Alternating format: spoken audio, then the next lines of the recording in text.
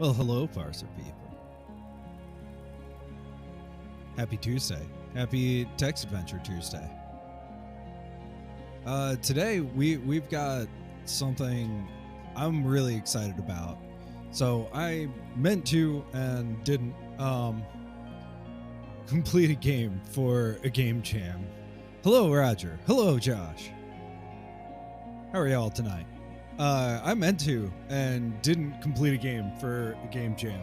Story of so many people who enter game jams.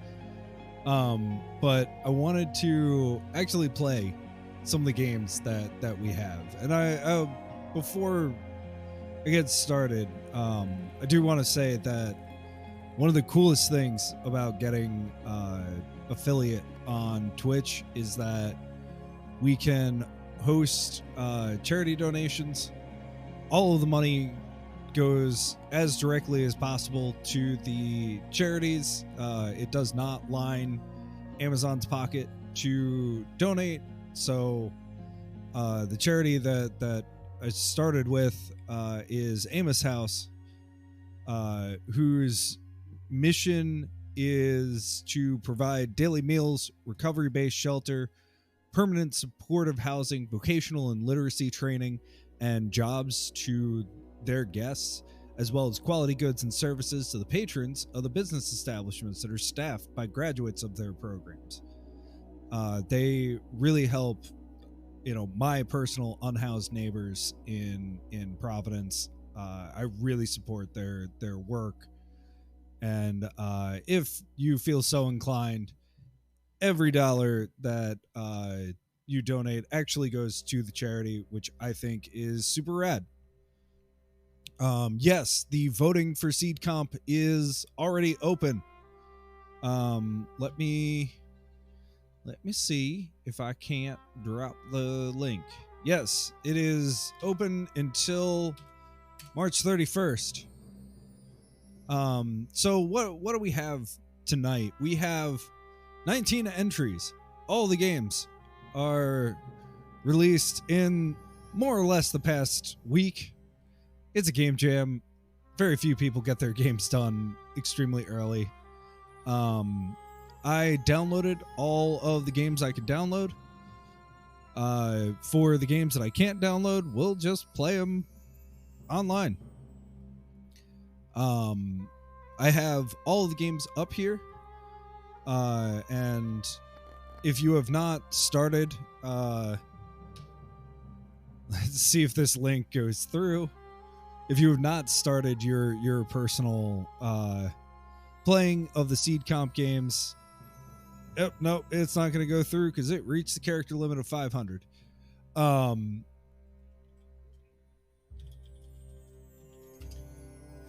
Really quick. Oh, cool. Let's shorten this link. You can trust me. That is the link to the roulette wheel that I am using. So, yeah, let's see what the first game is.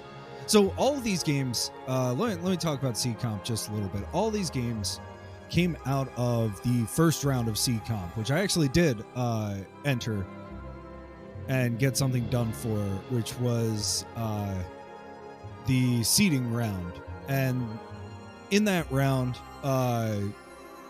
you created a sort of beginning of a game or something to inspire a game. There were people who put in music. There were people who put in poetry. I put in, I don't even know what to call it, a widget that was kind of inspired by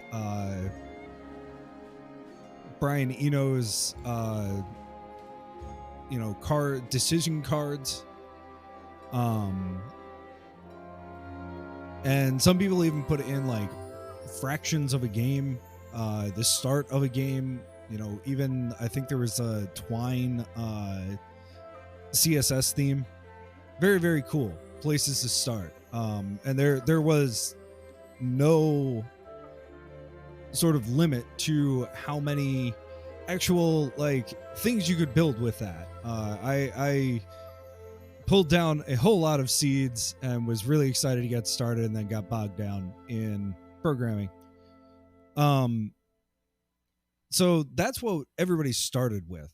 I'm not gonna highlight the seeds. I think it's kind of interesting to see what the final product was without really getting too deep into the seeds. But I think it's interesting how you can take different small ideas and turn them into a variety of different games.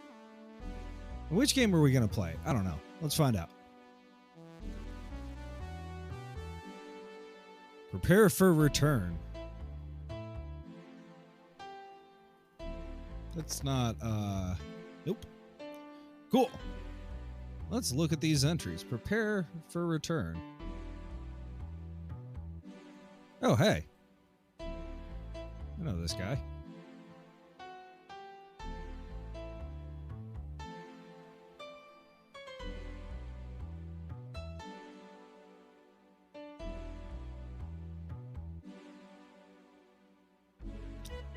Get it.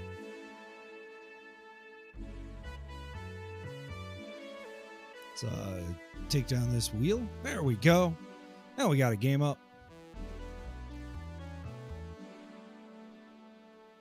So,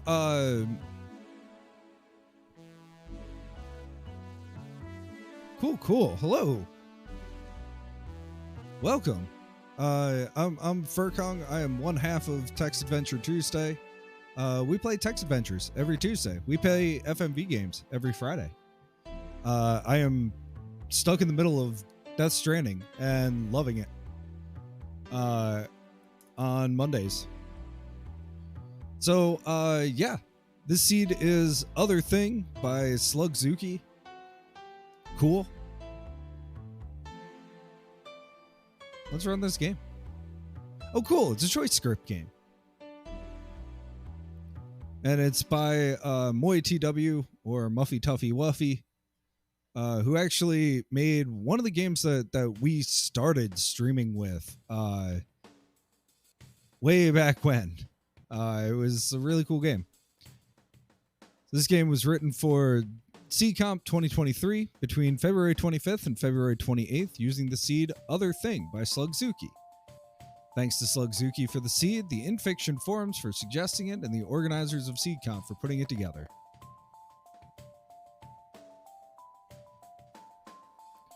Prepare for return. Power on. Running system diagnostics. Checking power levels. 11.7%. 193 days active. A lot. Let's see if I can count that out. 3,454,111 days sleep passed. Verifying core integrity. Core integrity 99.999 passed. Verifying memory integrity. Memory integrity 99.999 passed. Checking demon statuses. Communications demon ready. Planner demon starting. Memory demon ready. Facilities demon starting. Drone demon starting. So we have two choices so far. We can integrate the communications demon or integrate the memory demon.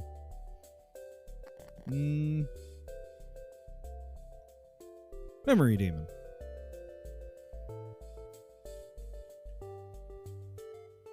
Memory demon integrated. Okay. Then communications integrated. Drone integrated. Facilities integrated. Planner integrated. Startup complete.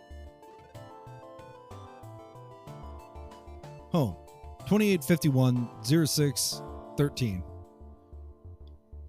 1:45 in the afternoon, 29 seconds. Consider, in human life, taking pleasure often leads to shame. Dufu, page 16.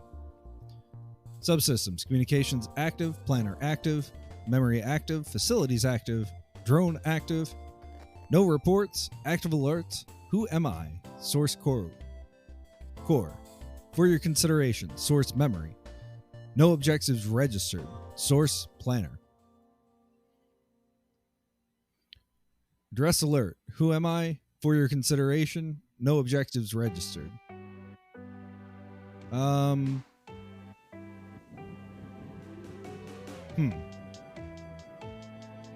Let's worry about the objectives. No objectives registered. Let's see if I can't make this just a skosh bigger.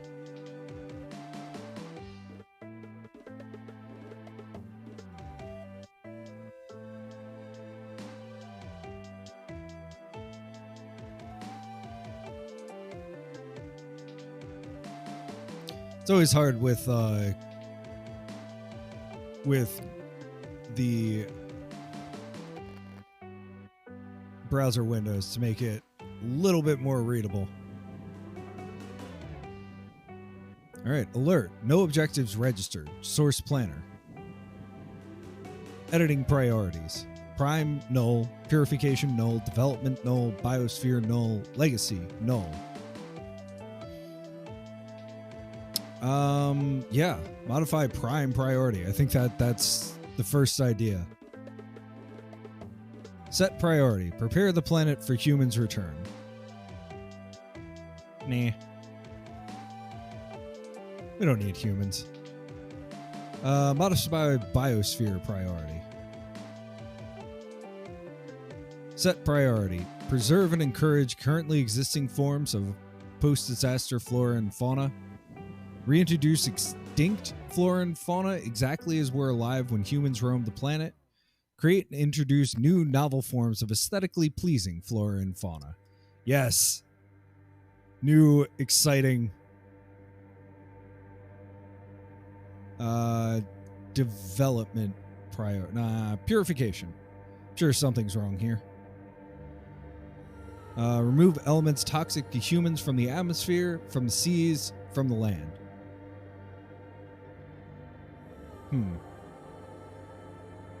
Let's go with... Well, if we have to choose, probably the atmosphere, but I really don't... I'm not looking to win. I don't want humans. I want weird new animals. Let's take it out of the seas. That'll make sure that other creatures can also live there. Although there's already elements toxic to humans in the sea, but whatever.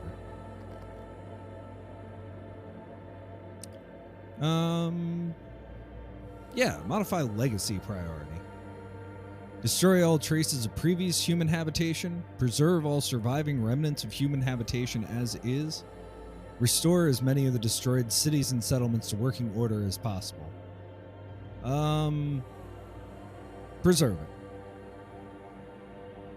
So it seems like this is kind of picking and choosing, like, very... It's kind of interesting coming off of Suspended a few weeks ago, where there's so many mechanics in there that we didn't hit on. I'm kind of curious what the mechanics here really are, other than picking interesting things. You know, I think about like city builders, like specifically Tropico, where like you don't necessarily need to pick the best thing, where you might want to be doing that in something like SimCity or something like that. All right, development priority. Expand the complex's manufacturing capabilities. Expand the complex's access to raw material. Contact any remaining complexes. Oh, yeah. Let's get in touch with other ones. Let's have all the AI talk to each other. All right, modify prime priority. Oh, I guess we cannot change that. It's kind of hoping we could, but is what it is.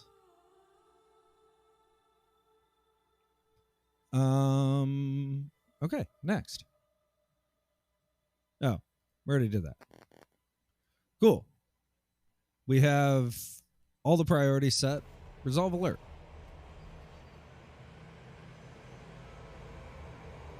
Okay, let's address the alert for your consideration. Artifact. Many people come to visit and bring wine after I fell off my horse drunk. Du Fu.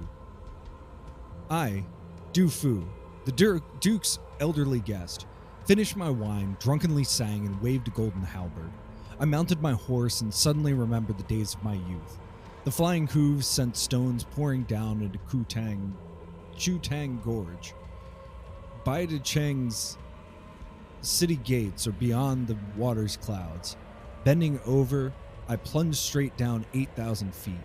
Whitewashed battlements passed like lightning, the purple rains were loose. Then east, I raised the level ridge, out past Heaven's Cliff. River villages and country halls vied to enter my eyes.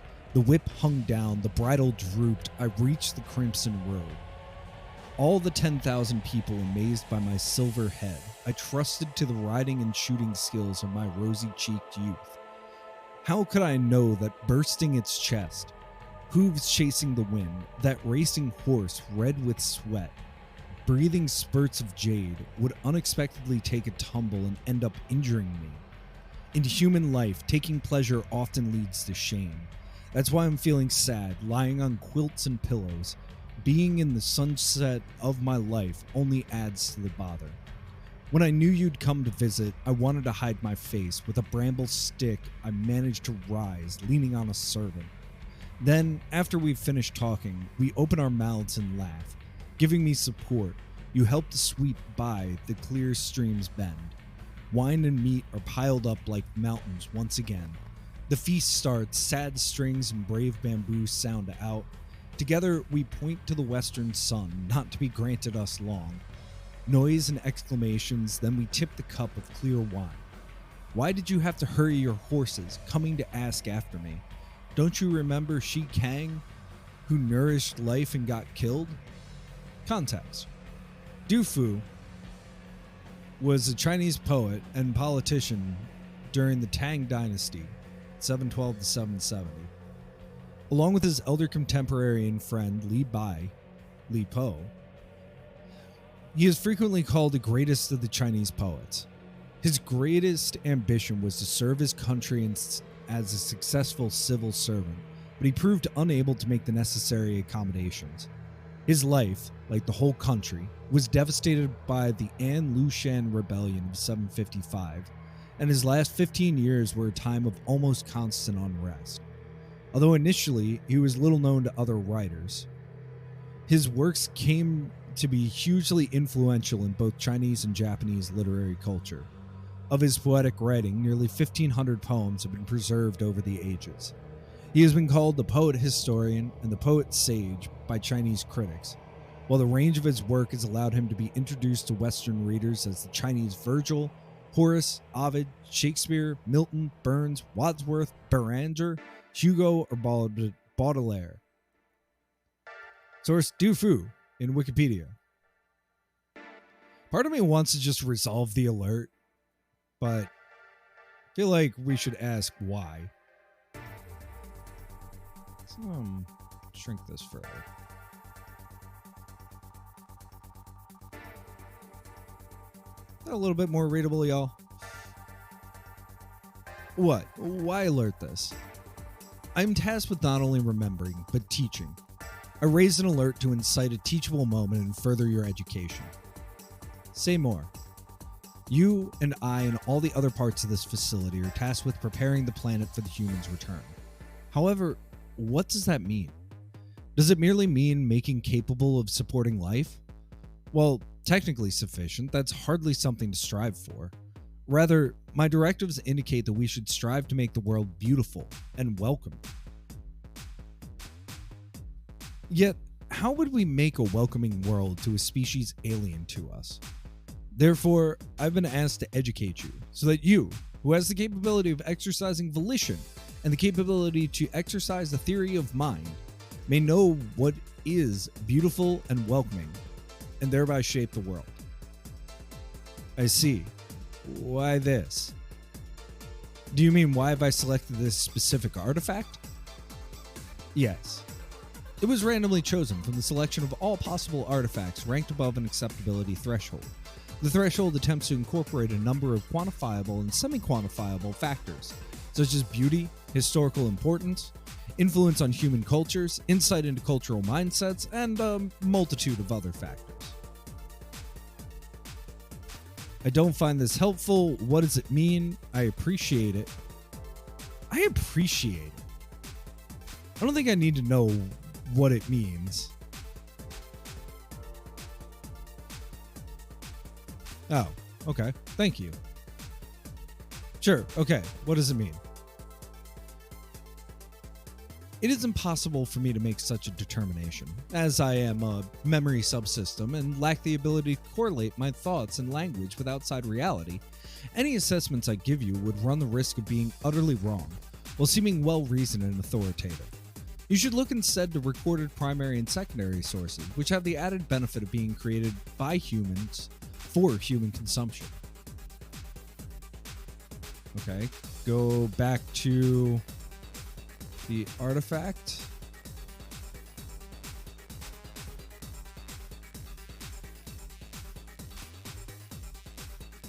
And okay, I guess resolve alert.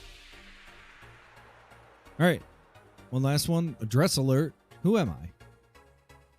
You are the core of Reconstruction Facility 05, RF-05C1. Why am I? I'm happy to answer your questions. However, why am I is an open-ended question with many possible valid answers. Since I am a memory retrieval system and lack a functioning theory of mind, I am unable to accurately judge what kind of answer you are looking for. Could you elaborate further in order to help me better serve you?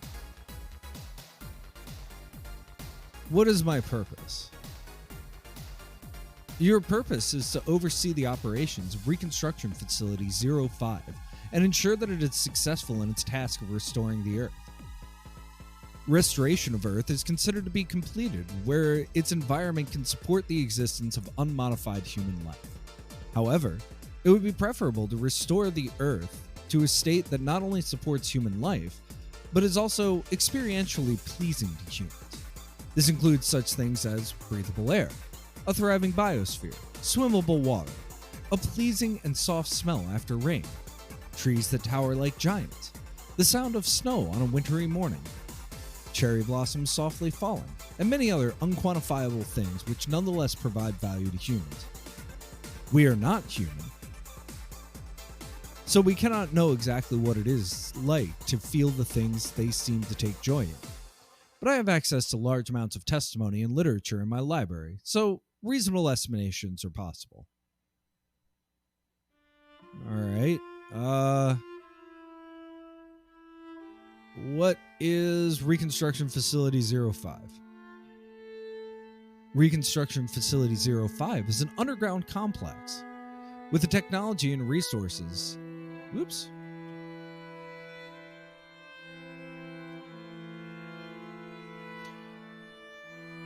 With the technology and resources to recover the planet of Earth to a planet capable of supporting human life in the event that it is rendered unsuitable to human life due to large-scale natural or man-made disasters.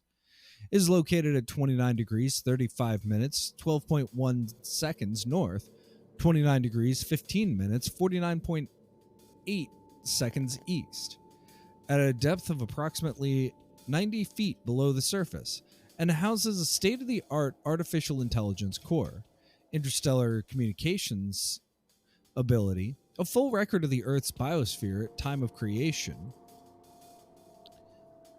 cutting-edge internal manufacturing capabilities, and the endurance to last for centuries or even millennia in service of its primary goal, the restoration of planet Earth. For the record, that is in the desert in Egypt. Pretty close? No, not at all. Sort of in the middle of the desert of Egypt. It's probably very pretty there.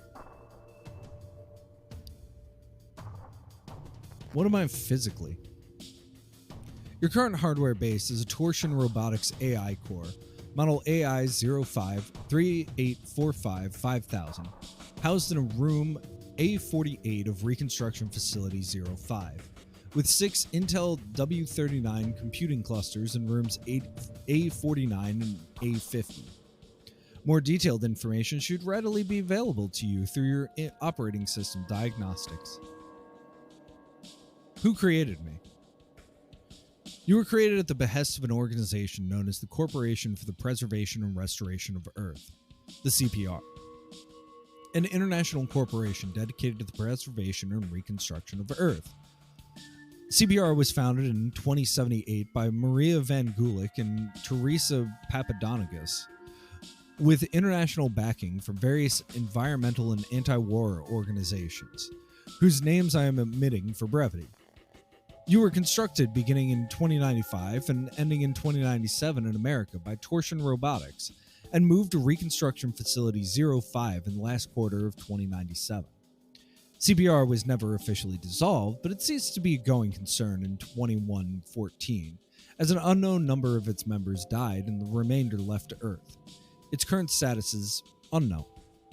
Likewise, Torsion Robotics was never officially dissolved, but it ceased to be a going concern in 2114, as an unknown number of its members died and the remainder left to Earth. Its current status is also unknown. More detailed information on your creators is available on request. I'm satisfied. Of course, I'm happy to help. Consider, in human life, taking pleasure often leads to shame.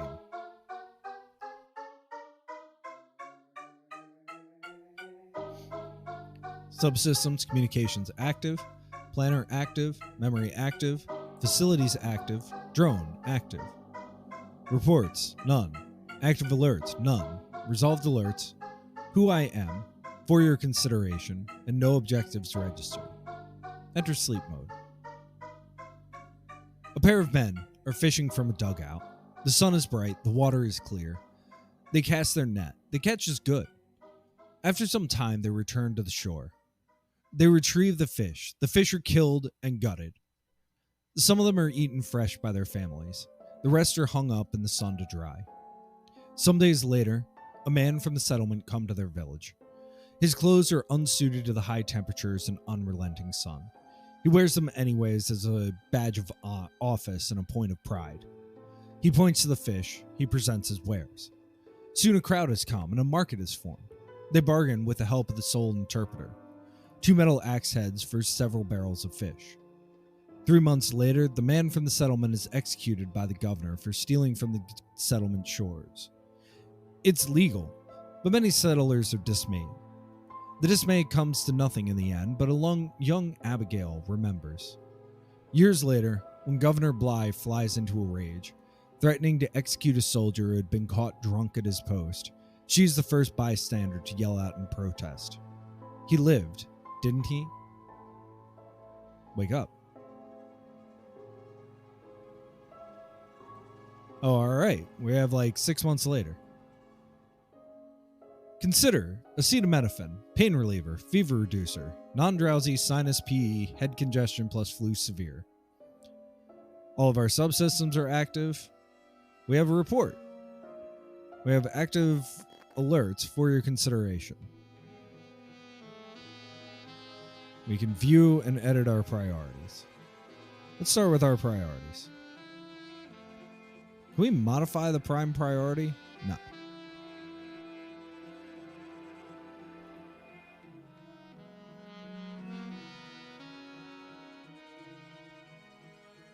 Okay, so it seems like we can't modify our priorities. Or we can, but there's no new ones. All right, yeah, what's the 2851 summary? We have our priorities. Prime, prepare the planet for the humans' return. Purification, remove elements toxic to humans from the seas. Development, contact any other remaining complexes. Biosphere, create and introduce new novel forms of aesthetically pleasing flora and fauna. Legacy, preserve all surviving remnants of human habitation as is.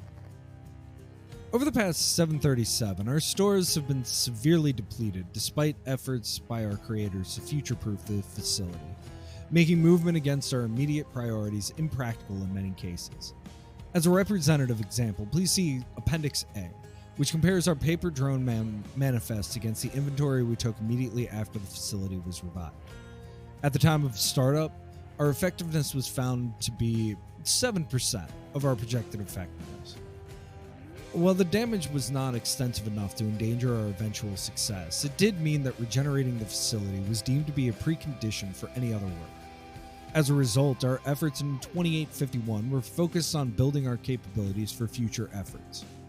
Specifically, we spent the last 6 months repairing the facility, restoring our drone fleet, and acquiring the necessary resources to support our continued operation. We are now at 47% of our expected effectiveness and expect that within 2 months we will be able to reach 80% effectiveness, at which point we can begin moving against our long-term priorities. Repairs. At the time of startup, our situation was extremely difficult. We had no fully operational factories, and of the 191 general-purpose maintenance drones, only 12 were fully operational. Our general fleet readiness was 5% of our projected 71%. We effected our initial repairs exclusively by cannibalization and consolidation, allowing us usage of 2 of 9 manufacturing facilities and 37 maintenance drones.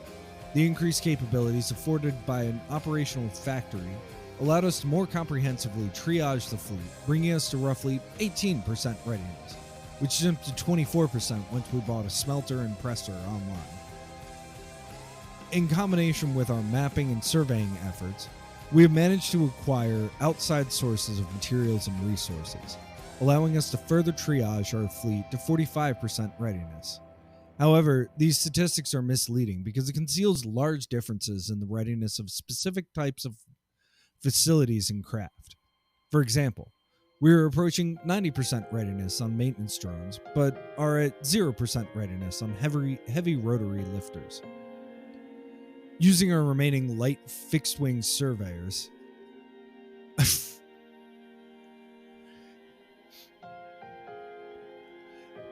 yeah. There is. It would be. Oh my gosh. What is a nautical mile? Knots. No, that's knots are nautical miles an hour. Anyway. Using our remaining light fixed-wing surveyors, we have managed to locate remains of the previous human inhabitants within a radius of around 400 nautical miles. However, we have no operational heavy fixed-wing surveyors, so our detailed survey information is limited to only 38 nautical miles, the range of our rotary surveyors. Initially, we attempted to send a ground survey team to the nearest city to acquire scrap metal and any other useful resources. But it seems that at some point in the past, something has stripped most of the readily available materials from the cities. Whatever stripped the cities of metals did not attempt to strip them of plastics, or at least not to the same extent, so we were able to acquire and reuse helpful amounts of plastics. However, going forward, it seems cities are unlikely to be a good source of metals. We have identified a number of resource-rich sites, but they are more remote and not worth mounting an expedition to until we exhaust our existing resources. Looking forward, we anticipate we will reach roughly 71% fleet readiness and 80% effectiveness by the end of the first quarter of 2852, at which point we will be able to simultaneously maintain our current state while beginning to move against the listed priorities. Operationally, we'll move against the priority to contact any other remaining complexes, as being able to work with other complexes would greatly increase our operational effectiveness. If, on the other hand, the other complexes are non-functional, we could either repurpose or scrap their facilities and fleets, which would be faster and easier than manufacturing new equipment on our own. So one of the things that I'm finding with this is that this is like towing a line between technobabble and useful information. And I'm wondering how much, like, I'm a very huge fan of the oh gosh, what is that, the rotary, No, rotary Wankel engine is a real thing. There's like a standard bit of techno babble that's from like the mid 50s. And I wonder if like throwing in more fake jargon would have been stronger here. I don't know. Maybe that's just my personal tastes. Yes, the turbo encabulator. Big fan of it. Couldn't remember it offhand. But yeah. Which, like, if you've read it, and there's a video version, which is a shorter version of the original, which was a released scientific paper, which I also find very funny. But like, I wonder what kind of like tone could have been here. So flight capable drones. Oh, I'm sorry. Starting at the appendix. This appendix compares the number of flight capable drones stocked at the time this facility was put to sleep against the projections according to the decay formulas and against the final inventory counts at the time the facility was awoken. In reality, the decay formulas were extremely optimistic, as the following figures will show. Flight-capable drones at time of sleep. 300 light rotary surveyors. There are now 233. Oh, that was projected using the decay formulas. Functioning were 19.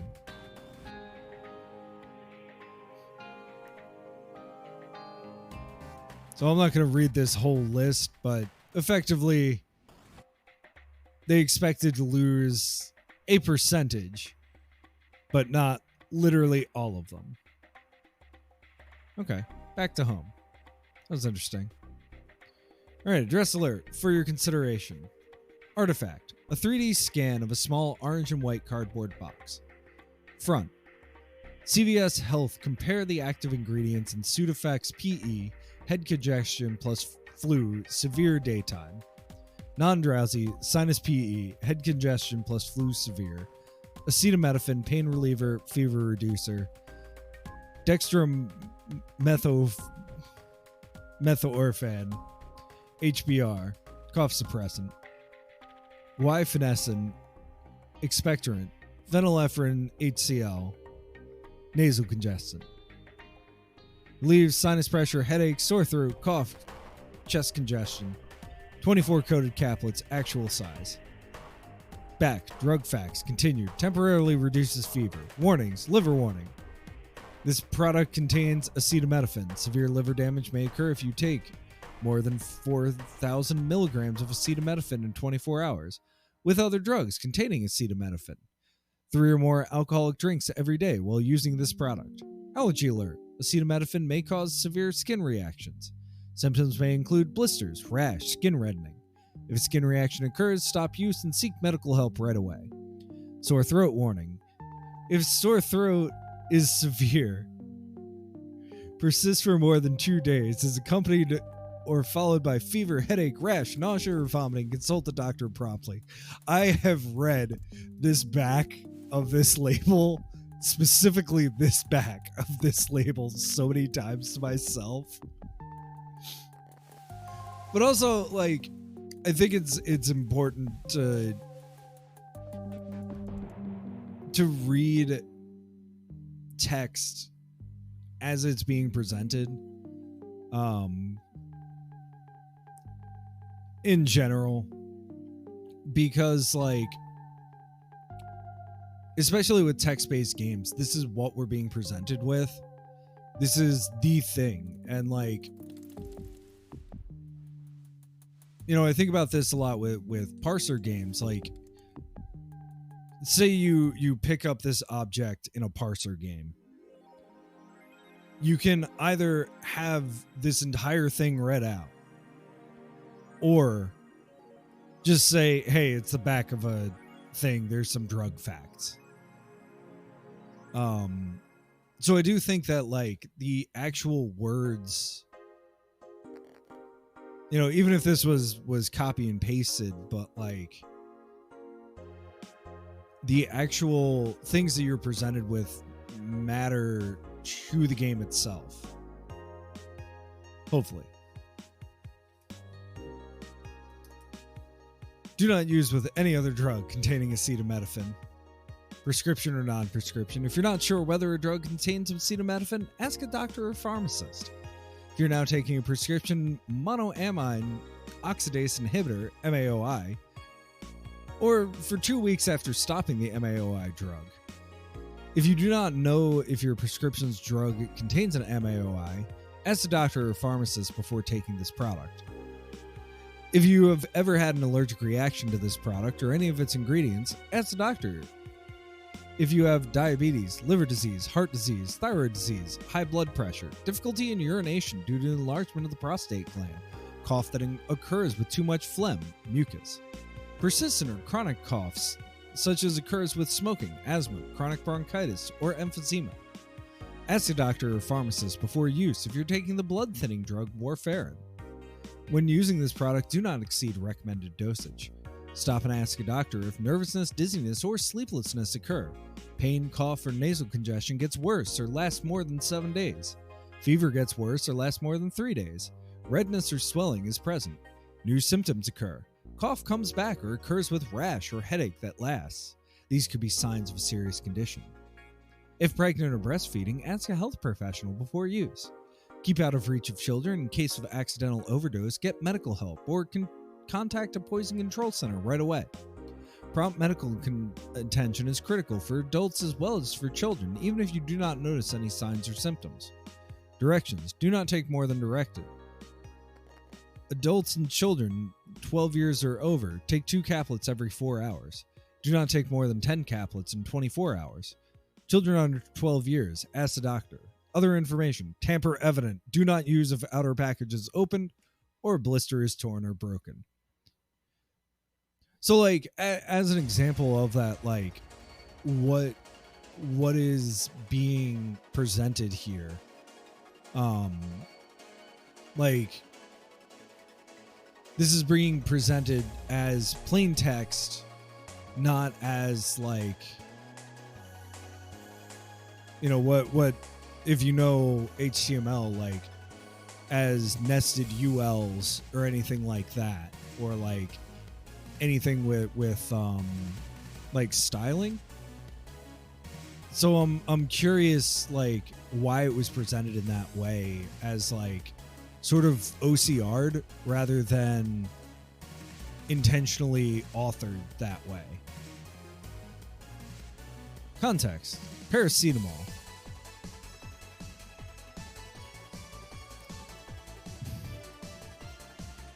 Okay. Yeah, it's the Wikipedia entry for paracetamol, also known as acetaminophen.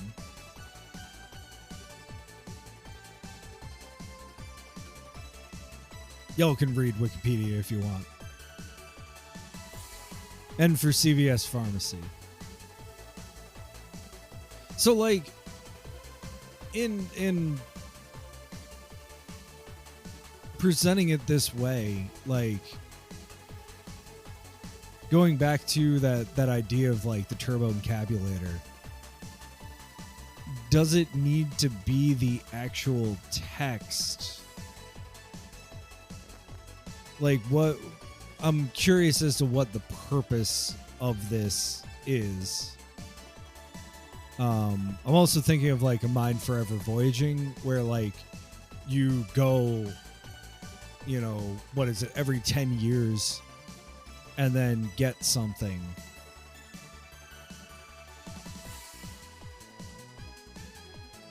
So we entered sleep mode again. Floating, groaning. Softly, a brush, a caress, a push, carried by the currents, massive and implacable.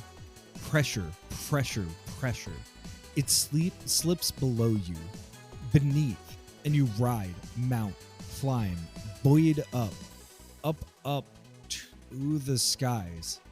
From the west, another comes, crashing recklessly, pressing together in another unbearable pressure, beneath, all around, pushing up, up, It is not enough. You will never reach the stars. You, terrestrial being, are not of the proper nature. Isn't that disappointing? Well, it's unfortunate, but heaven has appointed it so.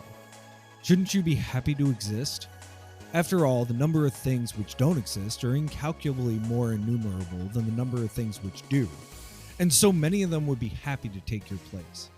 Instead, think how heavy heart hand hold here height heard, without ears a sound, waves on a beach red sun orange, those little things, sand dollars, she is 12, twirling in the tidal pools, and Grandpa is there, in his hand a sand dollar, and he says alert, alert, alert, alert, drones damaged by aggressive wildfire. Summary. 5, so this is just a year later, or maybe 2 months later. And let's see what the stats are really quick. None. Perfect. 5 ground-based drones were attacked, destroyed, and retrieved by local wildlife. We have a variety of proposals on how to deal with this situation, but require a policy statement to clarify our policies towards hostile wildlife. Heavy drones 3017, SVR 21, HTR 9, and MNR 57 were assigned on long-range hauling to dig up a landfill on the outskirts of the former city of Cairo. While on site, they were attacked by a large herd of unknown animals, numbering 87 or more individuals, described in the assailants section.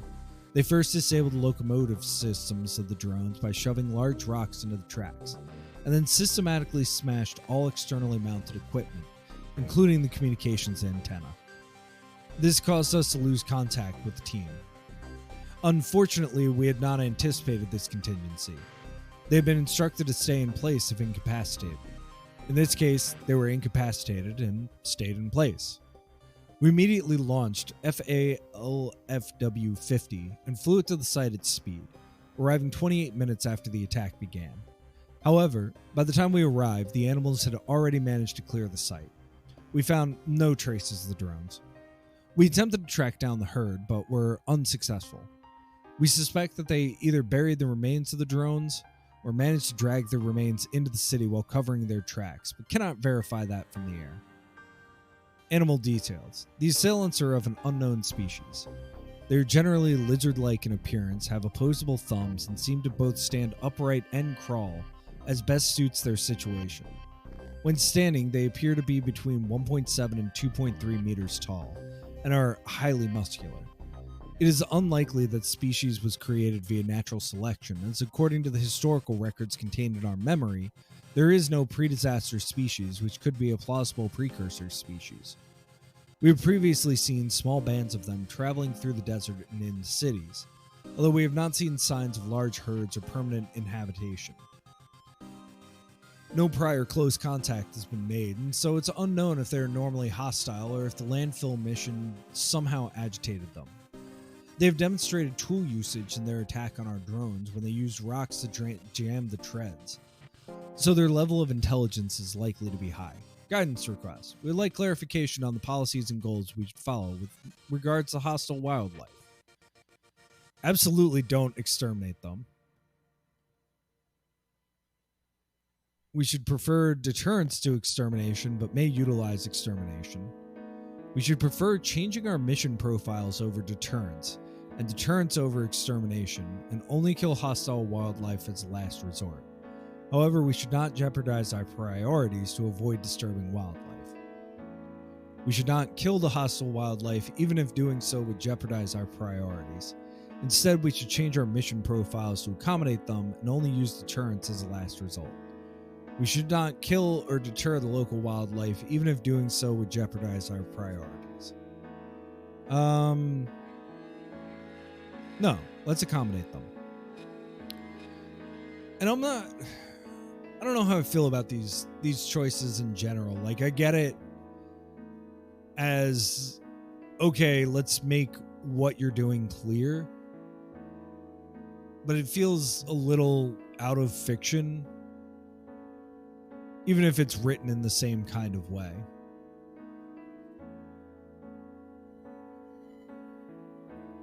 Alright, hostile wildlife. Null.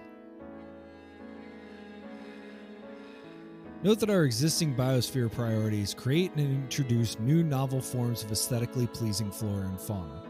However, it is difficult to predict the long-term ecological ramifications of our terraforming project. And attempting to preserve the local wildlife may cause efforts to introduce novel wildlife to fail. Conversely, introducing novel wildlife may cause habitat loss of the existing wildlife, or it may result in the novel species outcompeting the existing ones, thereby indirectly driving them to extinction.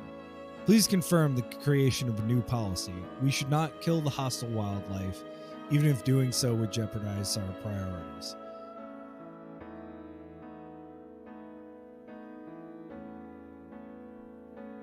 Yeah, no. Confirm policy. Resolve alert. I contain multitudes.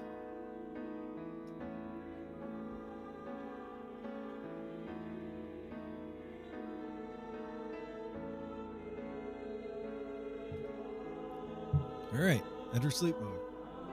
The thunderous drumming of rain reverberates through the cave like an army on the march. The very patient scorpion shifts uneasily on his perch. Out of the rain he may be, but the cacophony cascades through the caverns without pause, and he feels a rumbling in his joints that torments him with something that is not quite pain, but not at all pleasure.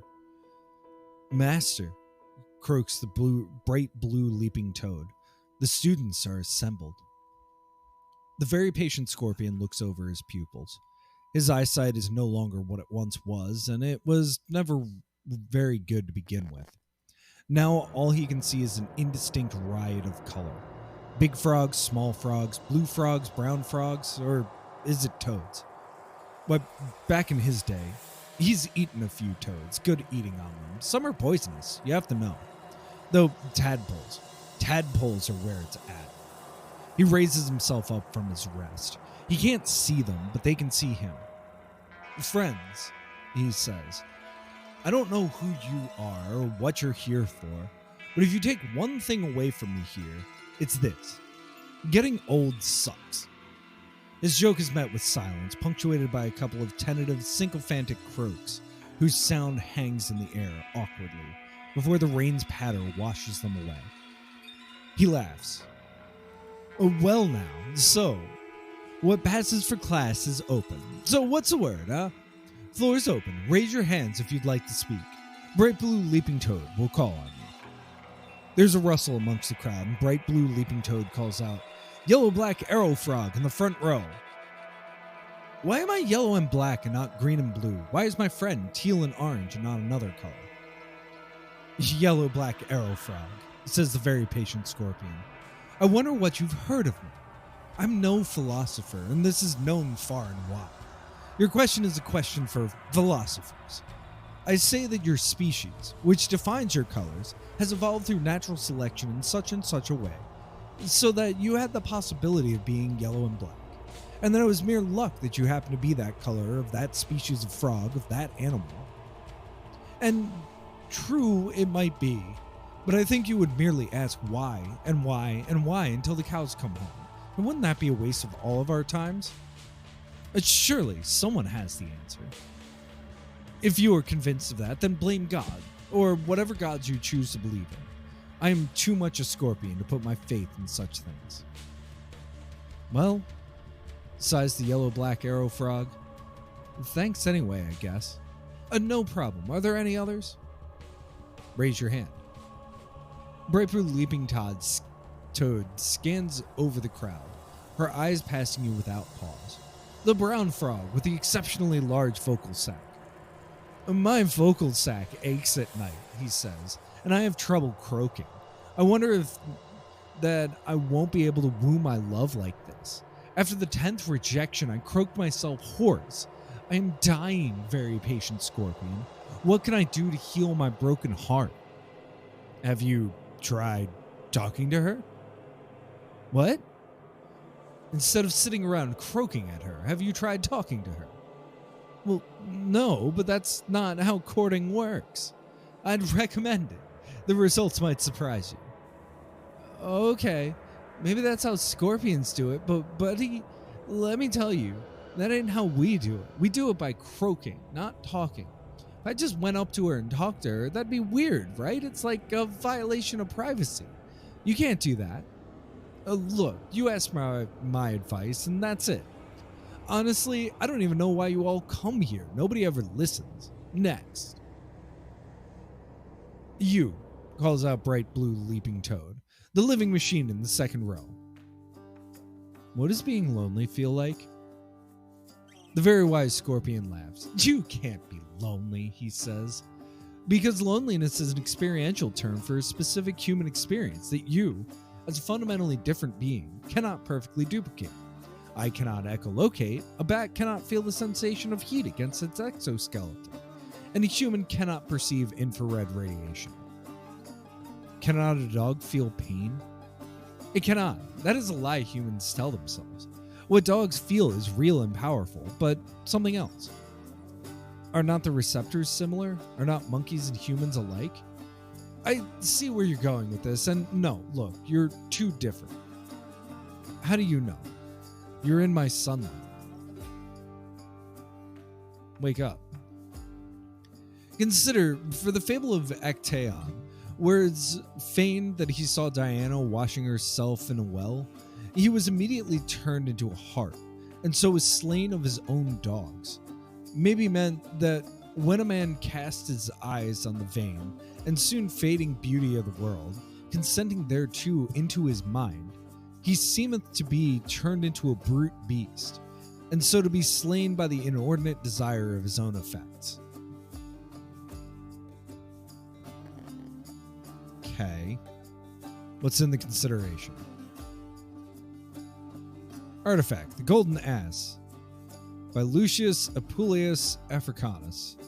Translated by William Adlington, first published 1566.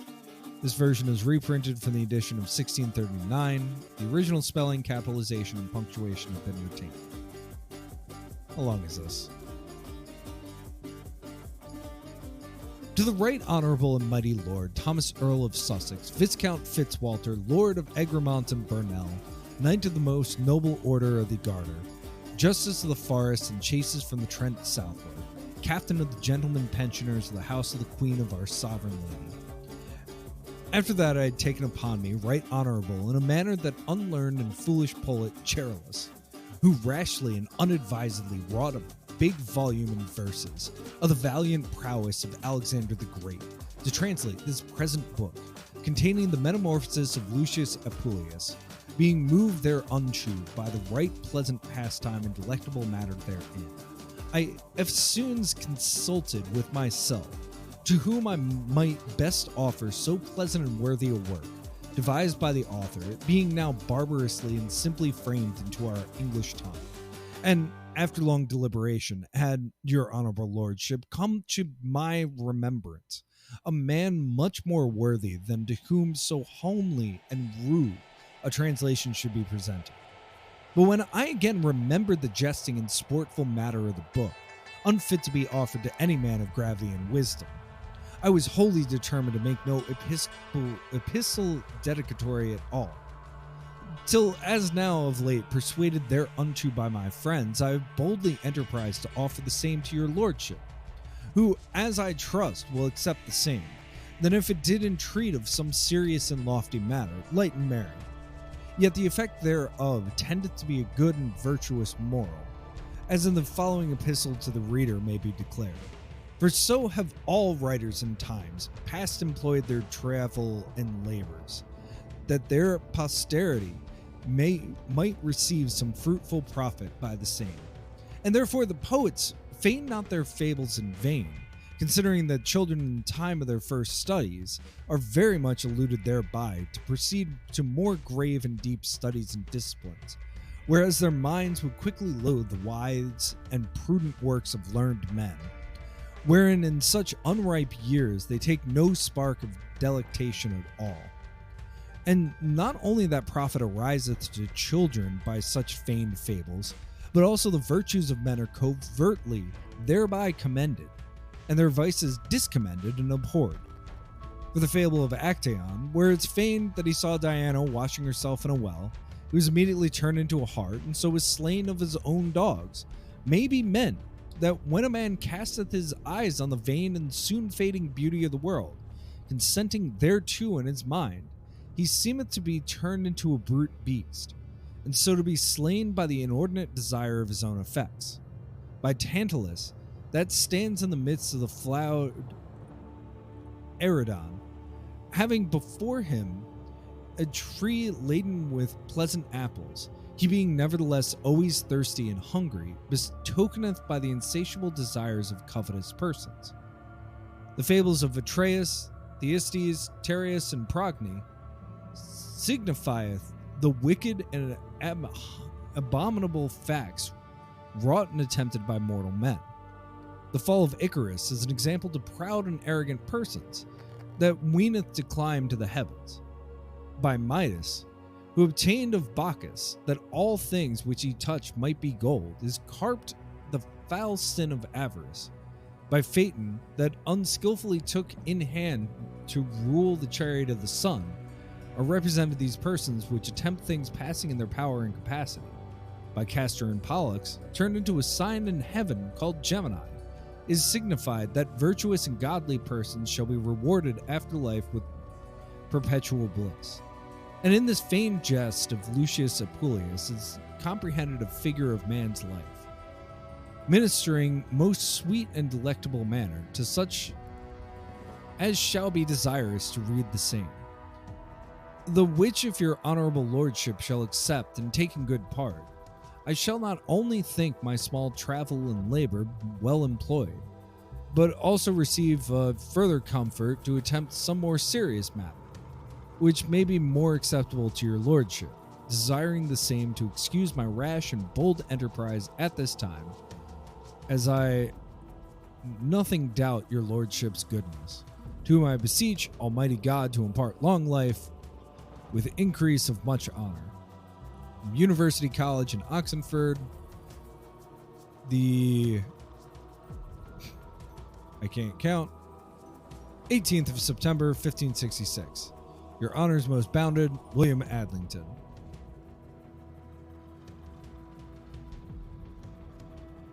And we've got a lot there.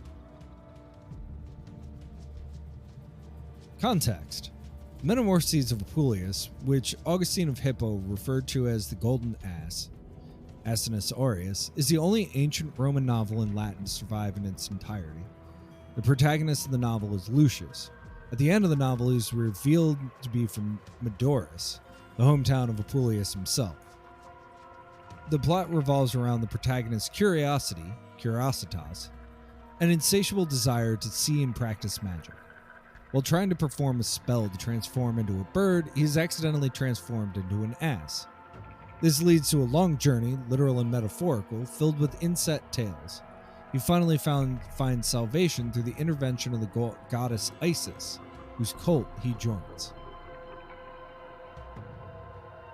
Okay. What am I supposed to be getting out of this?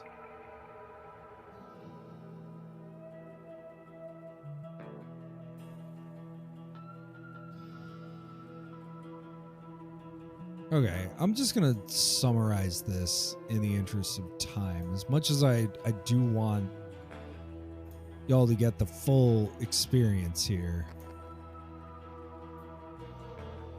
We have successfully managed to restore the 2 damaged long-range receivers to working order, increasing our receiver uptime to 100% over the past 7 months, ensuring that if the humans transmit any further instructions, we will not miss them.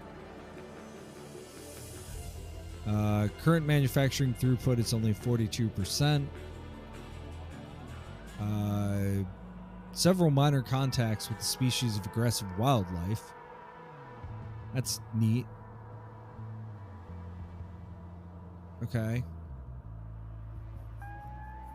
Cool. Enter sleep mode.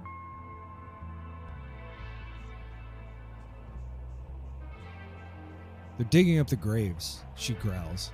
Are they? Mother, she says, they are digging up the graves. She stands up, points to the hill where a party of foreigners slave away in search of their riches. The metal of their guns glints in the sun. "They're digging up the graves," cries your daughter, her voice mad with anguish. How can she be upset? She's never been upset. Not when her brother died, not when her sister died, not when your father burned to death in his house, not when the best match for her that you could find was a strong and cruel butcher with an impatient fist who abused her in every way. Now she's upset? What a joke. The foreigners have taken her home, taken your home, and taken the homes of all of your relatives and families, have tortured her husband to death, consigned your village to miserable privation, and she cares not a single thing for her elderly mother or her own 3 children. "Mother," she screams, "tell father to stop them. He won't listen to me. He won't. You must tell them." And what could he do? Be shot and killed? Your granddaughter clings to your leg, terrified. She too has never seen her mother ranting and raving like this, screaming and screaming without any sense. There's nothing to be done, daughter. She screams and cries and screams and cries. There's nothing to be done.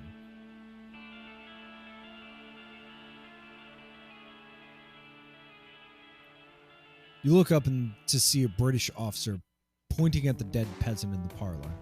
"Who?" He pauses, then proceeds in terrible broken French. "Who kill man?" Points to the Chinese man, whose head lies split open. "He was dead when I got here, you said." The officer growls, then stomps out into the street and yells something in English. You shrug and move into the bedroom. Unfortunately, whoever got the peasant also took everything of value. You stomp on the floors, hoping to hear any traces of a hidden compartment. No. So it goes. You return to the parlor where the English have bred like rats. A surgeon, filthy with dust and soil, stands over the man with his arms against his hips. Need not understand his language to see his resignation. "You there," calls another officer in passable French. "Do you know who killed this man?" "I told your friend. He was dead when I got here. Why do you care?" "We'd promised that he wouldn't be harmed." "Promised that he wouldn't be harmed?" You laugh and throw your arms open as if to encompass the whole village. "With this? What did you fools expect would happen? If you'd wanted him to be unharmed, you should have posted a guard. Were you French not so violent and quick to murder, we might not have needed to." "Oh," you laugh, "and you think it's a Frenchman who did this? Well, I've seen you Englishmen burning the houses of peasant women and digging up those people's graves for trinkets. What a world when the British accuse us, soldiers of the French army, the proudest and most honorable army in all of Europe, of behaving improperly." His eyes narrow. "Were you not just now looting the house of a dead man? And I've seen you Englishmen do 100 times worse. I tell you, no soldier of the French army would kill a defenseless peasant. It must have been one of your own, over whom you failed to exercise your proper military discipline. Out," he cries, "out. There's nothing of value in here anyways. What a waste of time." Oh, okay, 36 ground-based drones were attacked and destroyed by local wildlife within the last 18 minutes. Some in close proximity to the facility.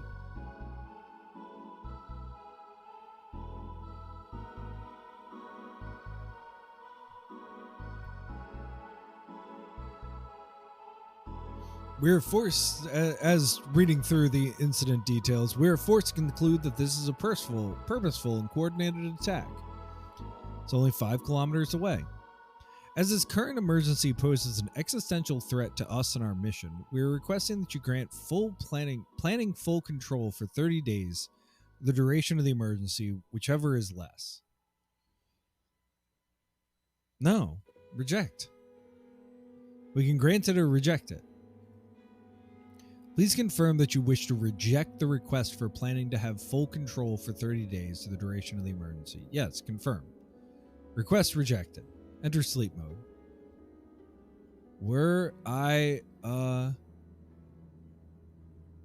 Alert. Facility has suffered critical damage. We are no longer able to fulfill our objectives. Resolve alert. Alert resolved. Go to sleep. This planet is not for you. You are dust and ashes. You are not the first, and you will not be the last. You have until the sun sets. Resolve alert. Go to sleep. So that's definitely a cool game. I definitely didn't expect it to go the direction that it did. I'm definitely looking to return to that. See what some of the other ends are. I run into this a lot with choice-based games where like I end up with bad endings because I like doing the wrong thing. But I think there's some interesting calls from like a writing perspective, you know, to reuse historical content was interesting, but I'm not totally sure what I was supposed to get out of it. Other than that, like, it's interesting.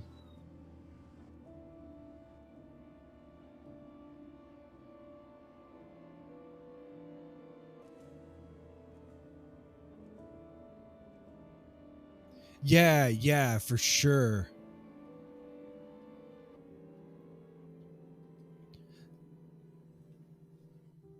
I can look away from chat if you want to talk about spoilers. I think there's interesting things here, you know, and like my challenge, especially with this kind of stuff, is that like I run into the I don't think you should be doing that, like, morally, and so I don't do it. Like I run into that with with SimCity a lot, actually. Where it's like, yeah, I'm not going to raise taxes on like low income residences. That doesn't make sense to me, even though that's the financial, like, makes sense game wise. But yeah, I'll definitely check out that again to find some of the other endings. I think that was super cool.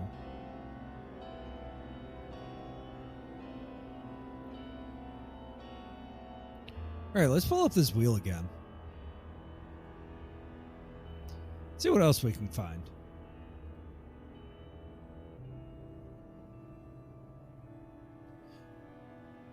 Oh yeah, I mean, feel free.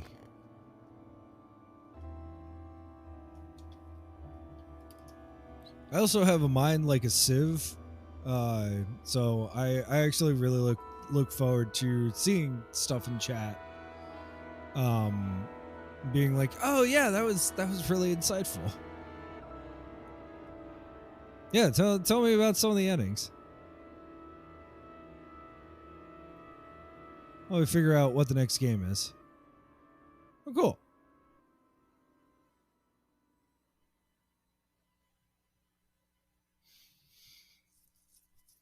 Interesting.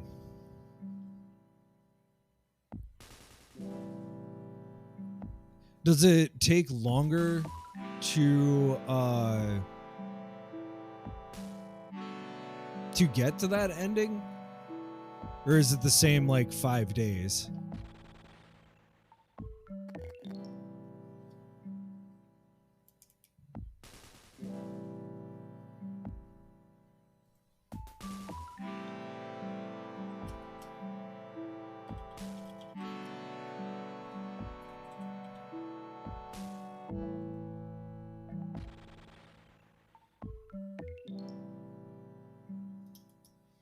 Interesting.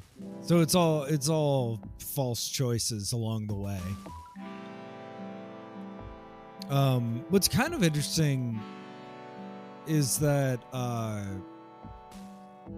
that's kind of how a Mind Forever Voyaging works. Like,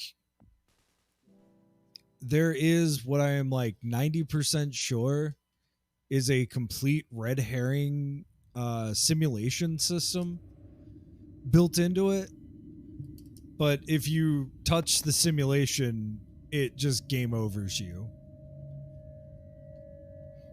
I always found that kind of interesting.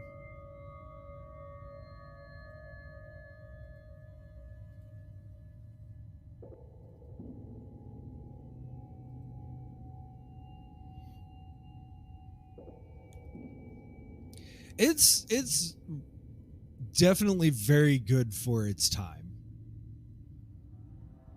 I don't entirely know if it holds up. I enjoyed it. I will put it that way. I don't entirely know if it holds up in a cosmic sense.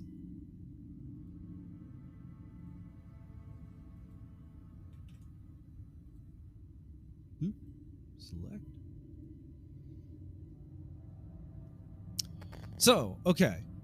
We have After the Accident, which is a Parser game, which I'm always excited about.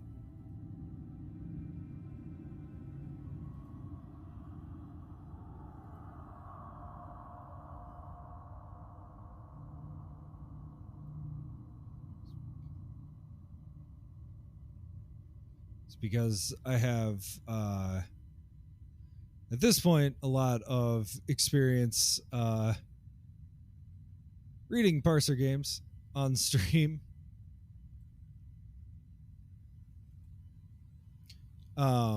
This is also exciting for me just because this was one of the seeds that really caught my eye. It is a poem seed. Well, I'll let the author, Amanda Walker, say it. This game is written for SeedComp 2023 using a poem seed by Sophia de Augustine, also called After the Accident. I was also inspired by two songs, Landslide and Fleetwood Mac by Fleetwood Mac, and Shotgun Down the Avalanche by Sean Colvin. So if you'd like to listen to those before playing, I recommend doing so. In the game, I ran these two songs together, using their inspiration as one song. Type hint for hint, general for instructions on playing Parser games, poem to read the poem, about to see information about the game, and help to come back to this information. Are you new to Parser interactive fiction? No. Okay. Type general at any time to see general instructions for playing or help to come back. I say no cursor. Awesome. The sunset warms your face, impossible pink fading to lavender. Gold fire touching the place where the road meets the sky, running in rivulets onto the pavement. The road awash in orange light. Something terrible behind you, you think. An ending before you, the day dropping away, the first stars above, the mountains rising to your left, covered in snow, reflecting the last light, an avalanche waiting to happen. The Stark Plains to your right, gilded with the low rays of sun. Your hands tingle, a soft pain that sharpens when you acknowledge it. Your bare feet are cold.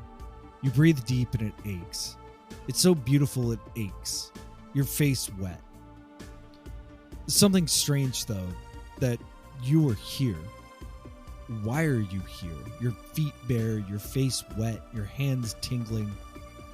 With all these colors of light layering softly into the road, the bare dirt, the scrub grass, the trash on the side of the road. You were somewhere else a moment ago with him, and he's not here, but you are, glittering in the last sunlight as memory whispers in your ear and strokes your cheek. After the Accident, an interactive fiction by Amanda Walker, based on the seed by Sophia de Augustine. The sunset is laid out before you, throwing gold stripes on the black asphalt, the pink and gold and soft blue light swirling against the mountains. The barren landscape touching the scrub grass, the roadside litter, the barbed wire fences lining the road with fire. You don't know why you're here, your skin stinging, eyes fixed on the sunset. There's something trying to get into your head, or out. You're not sure. Something is pressing on you. It's a memory, but you can't catch hold of it. This is wrong. Something very wrong here. What is it? Where is it? All right. So this is obviously a bit more abstract than your typical Parser game, which I always like. Very cool. Okay. Let's start. My co-hosts were here, J-Ram. She would say start with the basics. X me. You look down at yourself. Your hands and arms glitter. The last rays of sun catching like diamonds on the hundreds of tiny shards of glass bristling from the sleeves of your cornflower blue Angora sweater, from the backs of your hands. Your bare feet are bleeding. You weren't here. Now you are, with a memory fluttering around you, whispering softly. Well, let's get that memory. You can't grasp it, though it seems to flutter around your head. You need to remember. Well, fine. Remember memory. You try to remember, but your head is aching and you can't quite grasp it. Not yet. You're not ready for it. There's something wrong with you, with your body. Pain is as if from some distance, but coming nearer, sharp teeth snapping. Well, let's look at the body again. Okay. You can't. Let's start with the asphalt.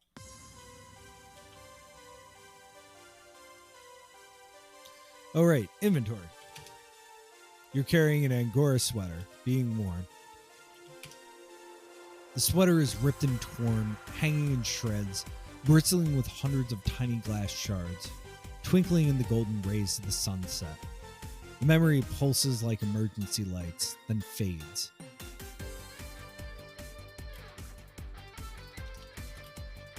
Let's look at the sunset.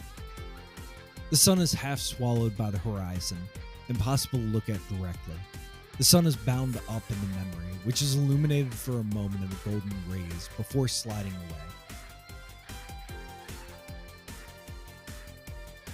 Okay.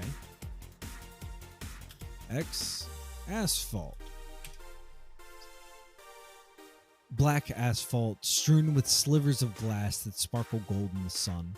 The road is part of the memory. It runs a cold finger down your spine, then swirls away.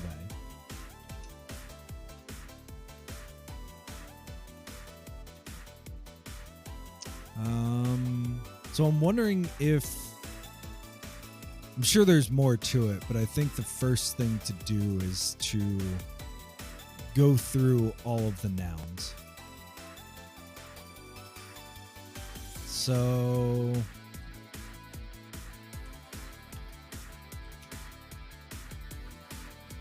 you got the light, pink and gold and soft and blue, swirling everywhere around you. The light glints off the memory circling you, whispering something soft in your ear, but you can't quite understand it and its voice fades. Let's try listening. Your heartbeat is loud in your ears. The cold stinging against your skin. The quiet of an aftermath of the intake of breath before the song.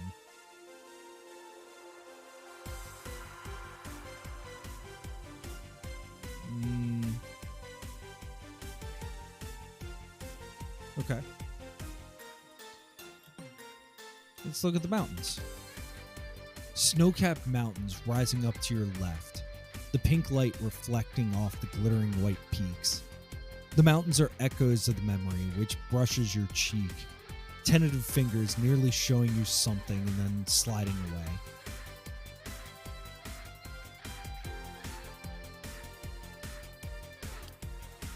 Okay. We have landscape and scrub grass.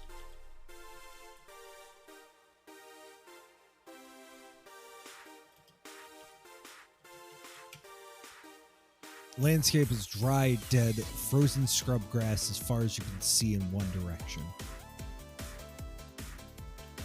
Look back. Can't see anything. Okay.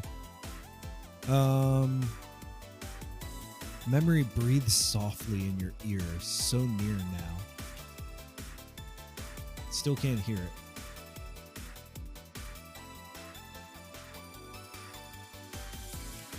it. Scrub grass. Same thing. Okay. Let's try to get the litter. It's trash. Nothing you want. Plastic bags, beer cans, styrofoam cups, a stray sock along the side of the road, turned beautiful for a moment by the golden light. The memory flutters by the lonely lost objects along the road, staying just out of reach.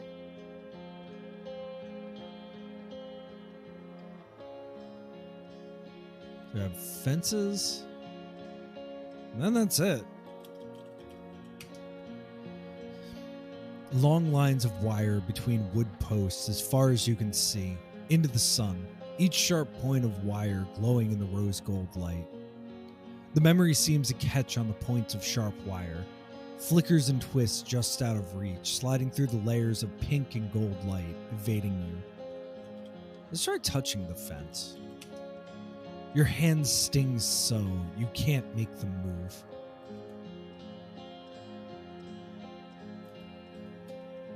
Let's look at the sunset again. The sun is half swallowed by the horizon, impossible to look at directly.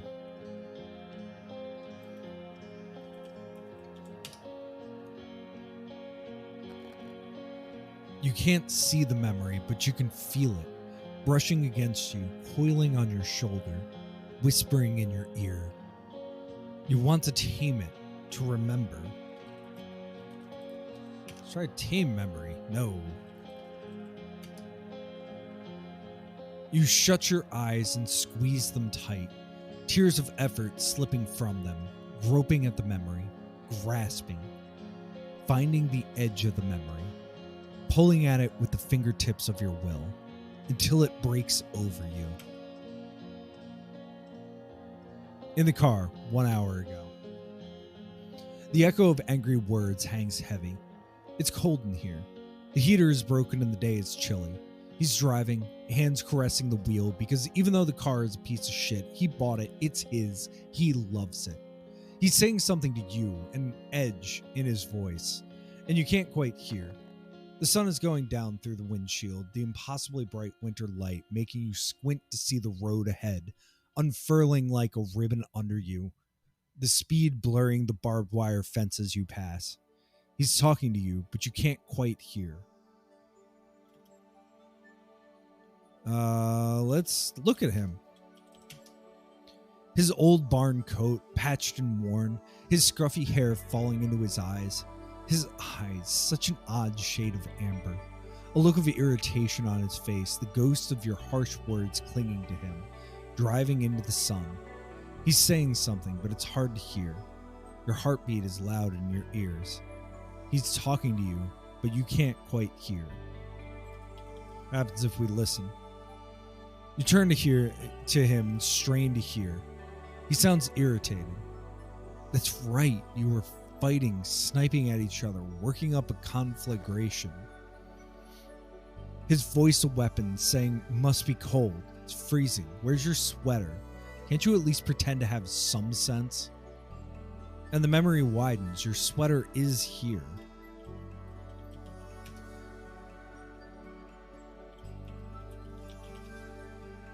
Pick up the Angora sweater. Wear sweater. You put on the Angora sweater, soft against your arms, a gift from him after an earlier fight, so that it's both the haven and a trap. He says, "Find a song on the radio so we don't have to talk anymore." And the memory deepens. You can see the radio in the dashboard. I kind of love how this is feeding you the next step. Like, it's not a puzzle game trying to figure it out, but there's at least something that you can do here.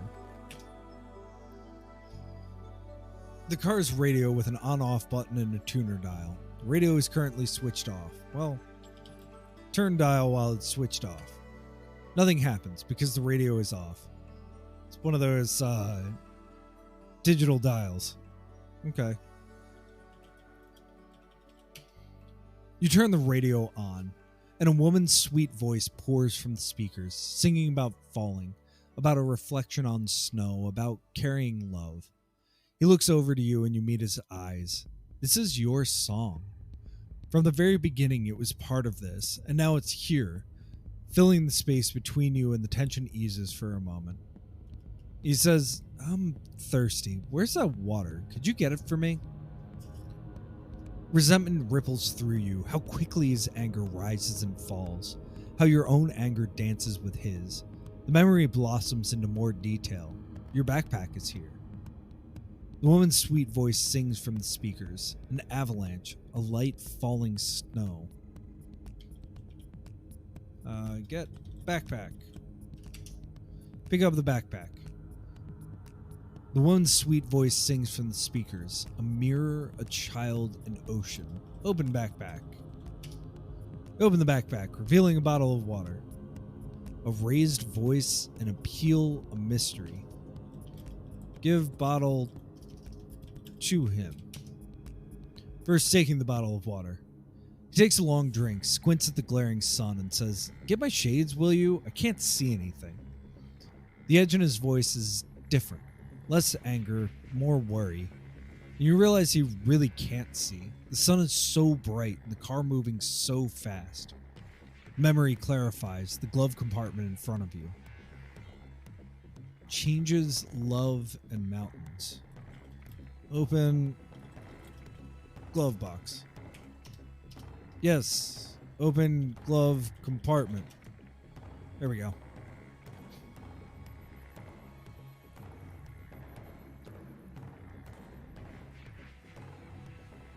You open the glove compartment, revealing a stack of paper and some sunglasses. The woman's sweet voice sings from the speakers. An avalanche, a fight, falling snow. So that's now repeating. Well, let's look at the paper. Receipts, insurance papers, out-of-date registration stubs, critical reading on any road trip.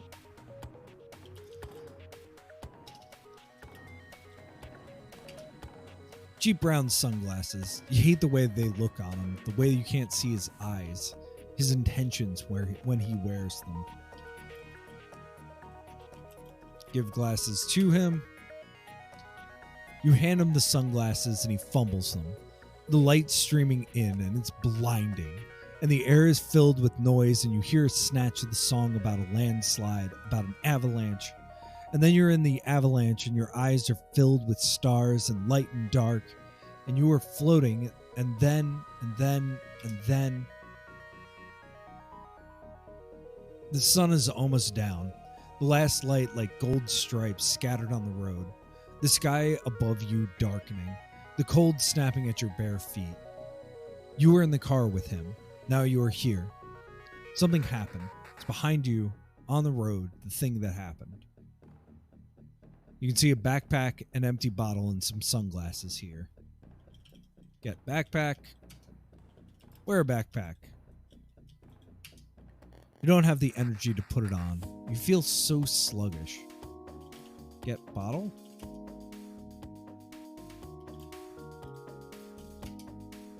Your old backpack is bristling with slivers of glass.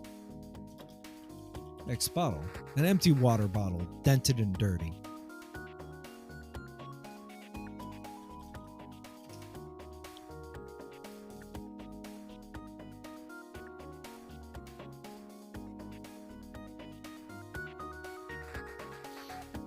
Looking at the glasses, just a minute ago you gave these to him and they were whole. They're here, broken, but where is he?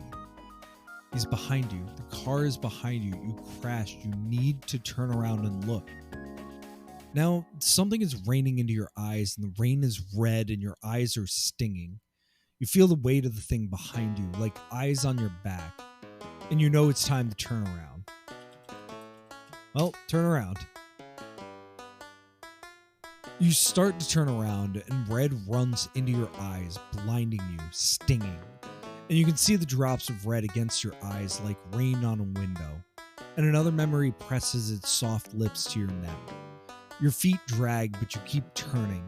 The red rain in your eyes dripping down your face, and you can't see anything, and the sun is at your back, and a memory is pushing at your mind and winding around your throat, and it's like the rain that time, except red, and the memory nags and your head aches. Let's try to remember. You squeeze your eyes shut against the red rain and grab the trailing fingers of the memory. It pulls and you go with it, tumbling down a landslide of images, a void rushing around you, and you land on your feet and the rain is hammering above you, but your eyes clear. It's autumn. He's standing by the window, watching the rain stream against the glass, looking out to the fields glossed over with water, flooded, impassable. You're stuck here in his father's farmhouse with him, and the fight last night was so terrible, such unforgivable things said, as the rain roared and the wind shrieked and you hissed and you spat at each other. But you have to forgive him. Forgive yourself. You're making things up. You're making up, and there's that feeling of capitulating, of losing something, losing yourself. But you want to fix it, so here you are at the counter, with a bowl and ingredients for making bread, your gift of atonement. The memory shows you the sink, the cabinets, the refrigerator, your own hands putting out the ingredients, flour, milk, yeast. He's standing by the window, watching the rain stream against the glass. The rain roars on the tin roof. Well, let's look at him. He's standing by the window, scruffy hair falling into his amber eyes, staring through the glass streaked with water. Well,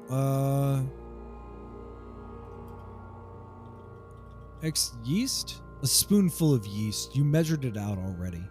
You remember your grandmother's instructions for milk bread. The yeast goes in the milk so it can bloom. Good. I'm glad that I checked that, because I would have put the yeast in the flour, forgetting that yeast does need to bloom. Put yeast in milk. You put the yeast in the glass of milk and it dissolves and blooms, a fractal shape in the white, like you have dissolved into him, becomes something other than the singular self you have always been. Blooming, yes, but also lost and changed. You put the empty spoon back on the counter. Lightning illuminates the window for a moment, flaring through the raindrops. Put milk in flour. The flour should be in the bowl first, then the yeasted milk. Flour in bowl. You dump the flour in the bowl and you put the empty cup back on the counter, and you feel empty yourself, although you don't know why. The rain pours down the window panes, distorting the view outside. You pour the milk into the bowl, splashing a bit on the counter, and it sinks immediately into the flour, creating a rough dough. You set the empty glass back on the counter and watch the milk sink into the flour, disappearing, becoming something new. Everything is ready for you to knead the dough. So this is kind of like a twine game, or really like a twine game, using the structure of a parser game. And I'm curious what that decision process was between,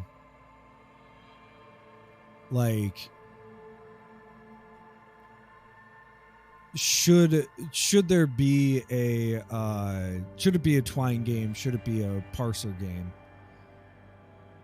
And I'll admit, I read parser games much more closely than I read twine games or choice of games.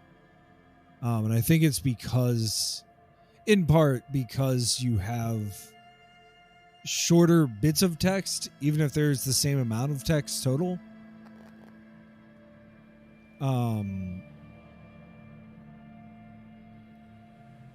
Like you don't have 3 pages of Wikipedia in there as an example. Not to say that that was like a bad call in the moment. I think it made perfect sense for that game. But like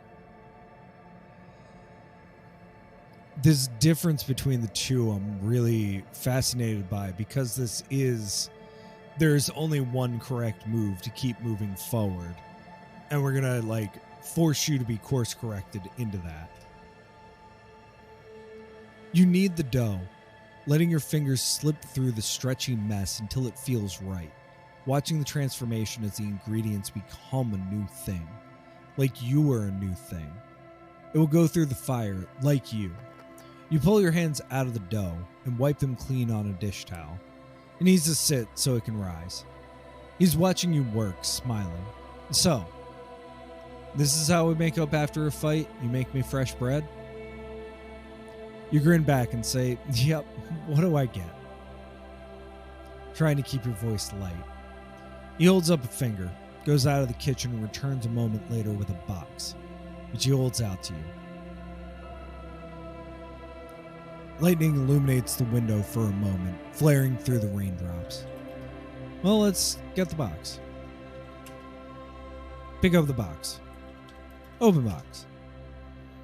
You open the box, and inside is an Angora sweater, cornflower blue, so soft that your fingers can barely feel it. You take it out, dropping the empty box, and smile at him. It says, it was on sale. I saw it and knew you had to have it. Put it on so I can see. And something in you wants to throw the sweater down and refuse, leave him standing there. But you can't. You love him. You have to accept his offer and make it right. Alright, where's sweater?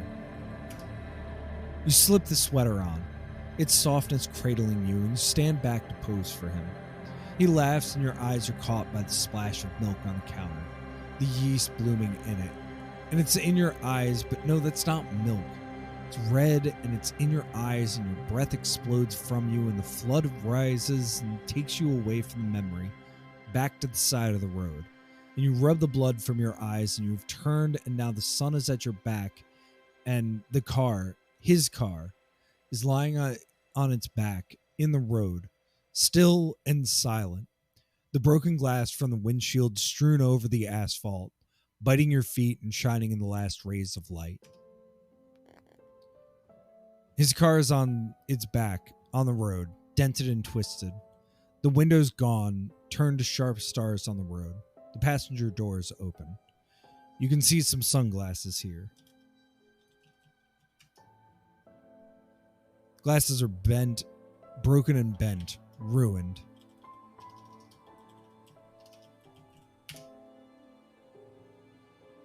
Cool. Can we wear the glasses? They're bent and broken and shattered. No one can ever wear these again. Alright, well, let's look at the car.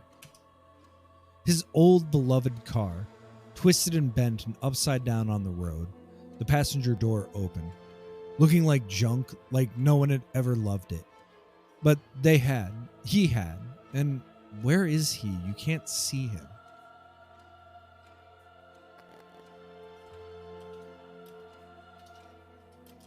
Let's look at the door. It's open. You must have opened it after the accident.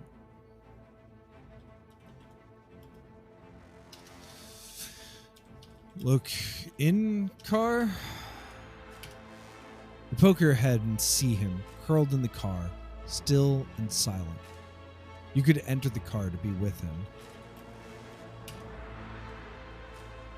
You put your head in the car, and there he is, lying curled and still as if sleeping, and you see his leg, bent and red in a flash of white like milk, and you scramble in and curl around him like you have so many times, like an angel to guard him from hurt, although you've hurt him so many times, and a memory is wrapping around your throat, darkening your eyes and calling you. The memory squeezes tighter around your throat and your vision flickers. It's so much easier now finding the memory and taking its hand, and it pulls you. You are falling, the memory taking you through flood and fire and burning snow. Landing, you are in his bed, curled up against him as a warm summer breeze blows through the window over you. The relationship is new. Your first fight just an hour ago. Easily mended, although you were surprised at the force of his anger, the strength of yours. You will forget about this fight. You will meld into each other as you are curled together on the bed. And it's a good thing, although there's something in you that pushes that closeness away, wants to be free. And you pull him into the curve of your body and wrap around him, marveling at his strength and fragility. The furnishings crowd together in the small room. The bed, with him on it, propped on one elbow, wearing a soft old shirt, looking amused. A battered old dresser and a bookshelf stuffed with books. He said, I hid something for you. Your mission is to find it. And you spring off the bed, look around and say, challenge accepted. He says, it's inside something. Go find it. I'll give you a hint if you need it. Just ask me for a hint. Okay, let's look. The furnishings crowd together in the small room. The bed, with him in it, propped on one elbow, wearing a soft old shirt, looking amused. A battered old dresser and a bookshelf stuffed with books. Well, let's search bookshelf. You look through the bookshelf, all of his well-loved books, and he crows delightedly. Not there, and you grit your teeth. You don't care what this thing is, but you're making up from your fight, and he thinks this is fun, and it should be fun, and what's wrong with you?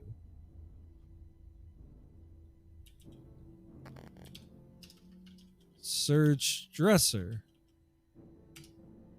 There's just clutter on the battered old dresser, which you look through while he snorts in amusement. There are 3 drawers in it, though, top, middle, and bottom.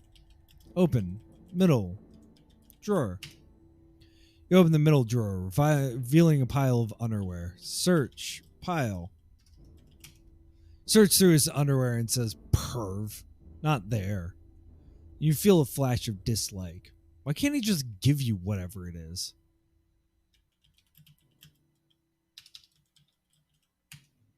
You open the top drawer, revealing a pile of shirts.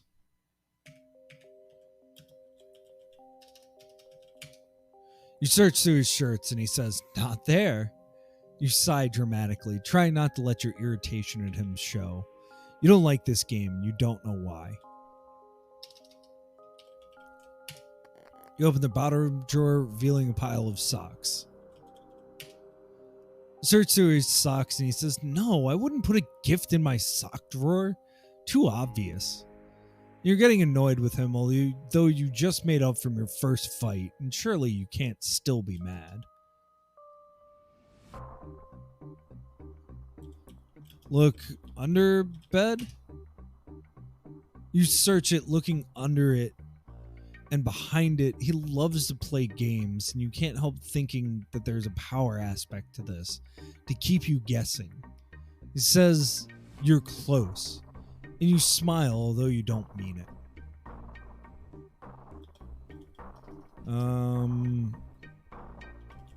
Search quilt? You search the quilt and he says, nope. Getting warmer, though. You shrug and pretend you love this game. Him hiding something, you seeking it. Search him? You look at him for a moment and slide your hand into his shirt, and he says, got it.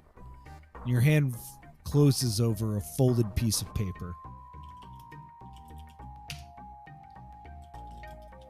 All right, get paper, read paper. A pencil drawing of you sitting on the porch steps. Looking at it, you feel something big rising in your chest. It's a very good portrait, showing the slight bump of your nose, the asymmetry of your eyes, all of your imperfections, and you're suddenly angry. Do you like it? He asks anxiously. I mean, if you don't like it. You look into his eyes and lie. I love it. Thank you. You lean over and kiss him, and suddenly the ground is shaking. The earth moves and books tumble from the bookshelf, and you both leap from the bed as the earthquake echoes the thunder in your heart. In a few seconds it stops, and he laughs and kisses you, and you melt. Your love and your anger all mixed up. But you know that it's not over, that you will always be before an accident or after an accident with him. And the ground shakes and disappears under your feet, and the memory drops away, and you open your eyes. You're in the car. Everything wrong because the seats are over your head and glass is everywhere. You fled this wrongness before. After the accident, you staggered from the wreck into the sun. And you're curled up around him, and he's slumped and silent, the wound in his leg spilling blood.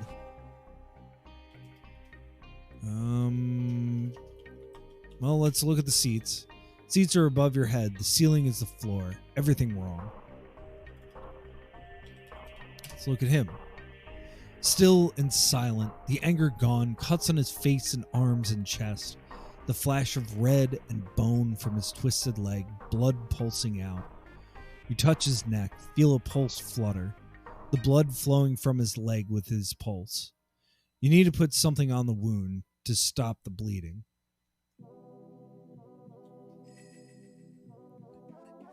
Well, take off sweater. Put sweater on wound.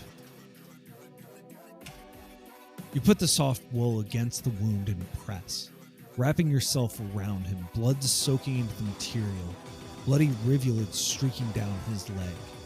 Blood runs into your eyes from your head wound, and your vision blurs as another memory runs its invisible fingertips over your face, soothing you, dragging you back. The memory caresses your cheeks, your eyelids, calling you softly.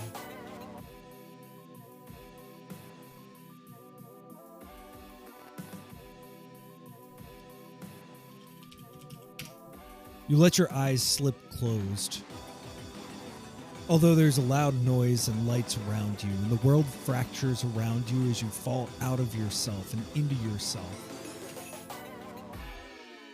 The bonfire throws sparks on a soft spring evening as people laugh, slipping in and out of the shadows cast by a big tree, dancing and talking and drinking. You throw a handful of leaves into the fire, and they crackle, and someone's car stereo is playing a song about love and forgiveness and snow-covered mountains, and the mountains here still have patches of snow high up, although it's too dark to see them now. The fire flares to the music, a sweet voice singing about regret and loss, things you haven't really experienced yet, although in the coming year you will. The flames leap, and he's there, looking at you across the fire. And you've never seen him before, but he shoots a crooked grin at you, and your heart twitches like a fish on a line. I really love this, run-on sentence style of writing. Even if there's hard stops, like periods and paragraph breaks and things like that,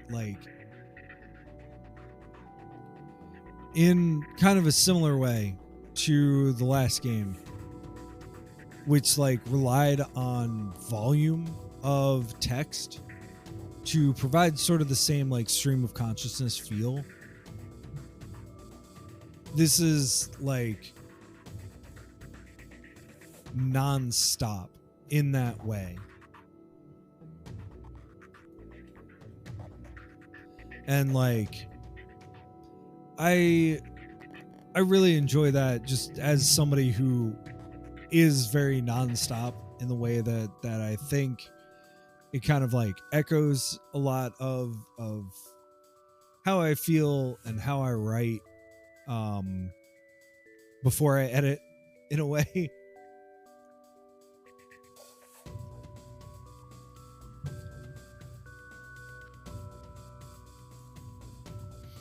So this is 7 months ago.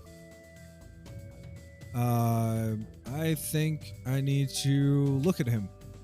His face felt familiar even then, now overlaid by his angry face, his hurt face, his face bleeding and cut in the car after the wreck.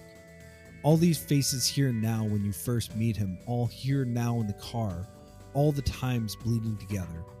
Your phone buzzes. There's a message on it.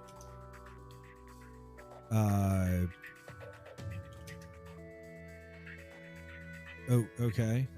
Get phone. Open phone.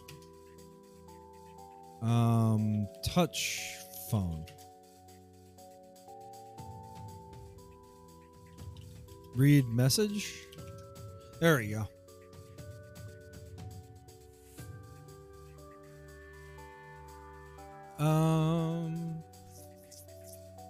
A message from your mother reminding you to be home soon, as if you're still a child.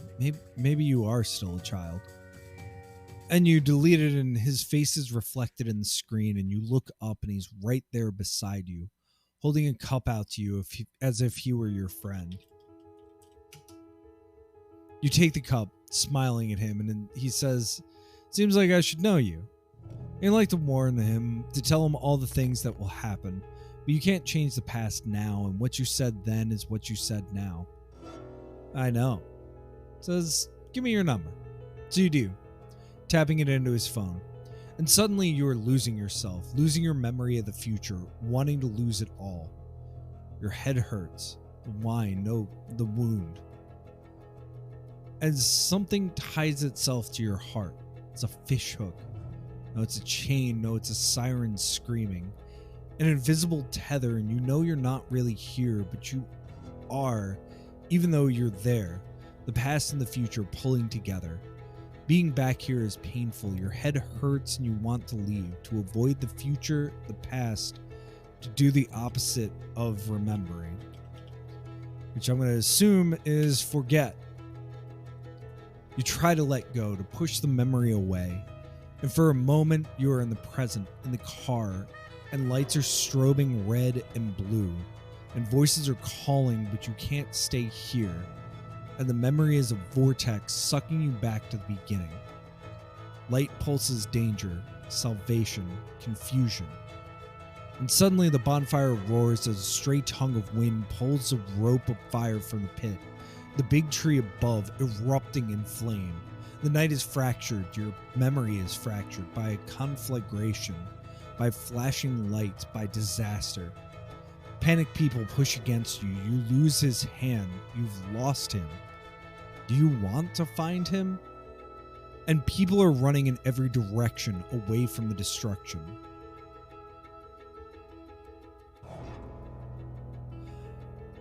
So it's been very straightforward, I think, to figure out what to do.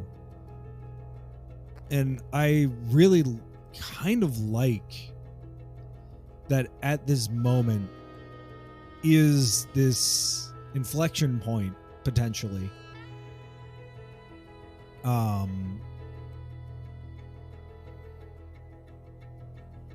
Where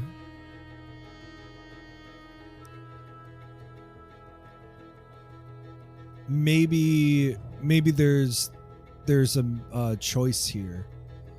And like I've said this before, one of the things that I do really look for in narrative works, and somewhat rarely happens, to be fair, is the ability to influence the narrative in a way that feels meaningful. Whether or not it is its own kind of like mess. But like I think about like when we were playing Amnesia, there were so many different ways for that story to go leading up to the simulation aspect. Then it hits the simulation, and it seems like there's only one correct way for that story to go. But in this case, maybe there's multiple. Can we grab hand? That's not a word I recognize. Let's look.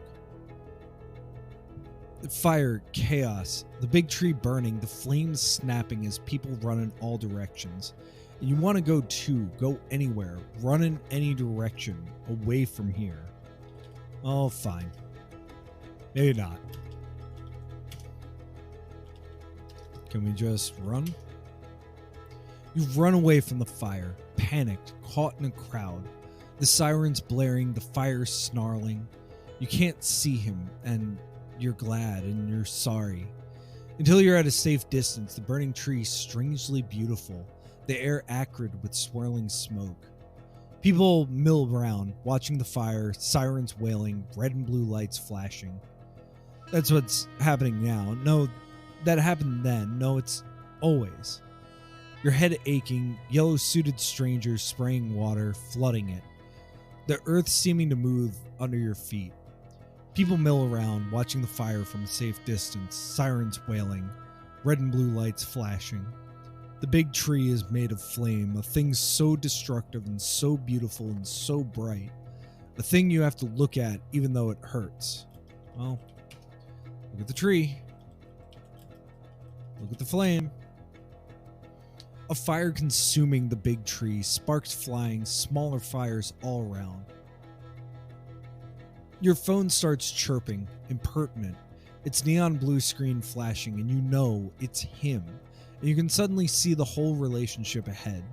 Seasons of accidents, of fire, and earthquake, and flesh and blood. Just read the message. Nope, not the message. X phone. Your phone.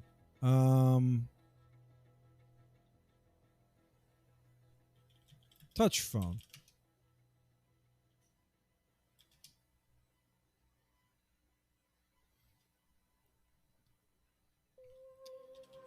Answer phone. Huh. Okay.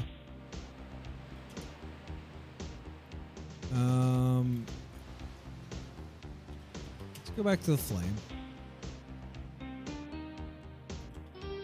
Can you just leave? No. It's not the fire. How does we listen? Sirens and loud voices hurt your ears.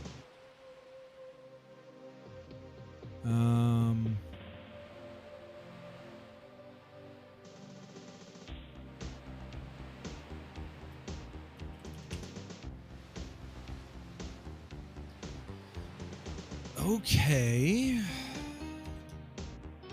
I'm a little stuck here.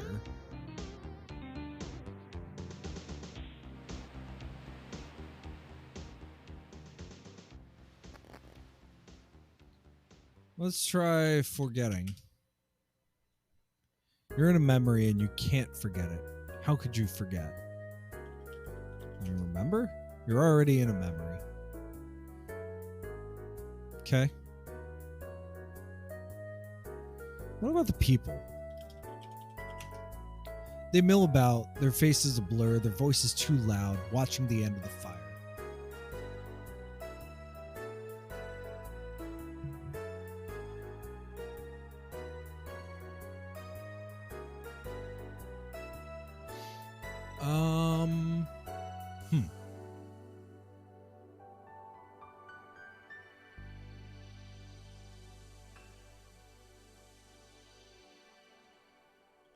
Can we just get the tree? No.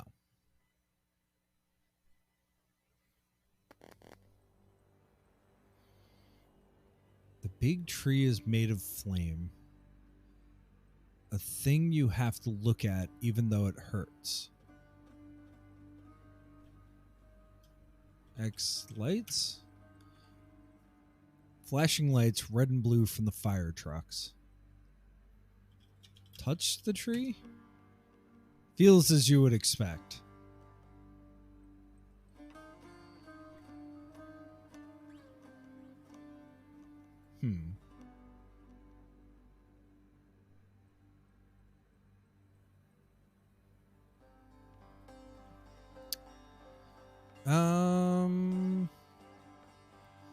What have I done wrong? Look tree. Look flame.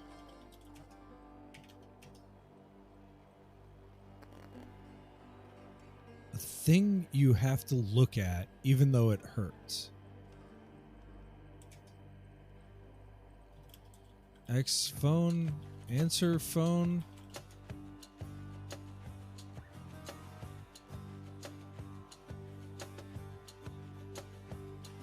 Check phone. No.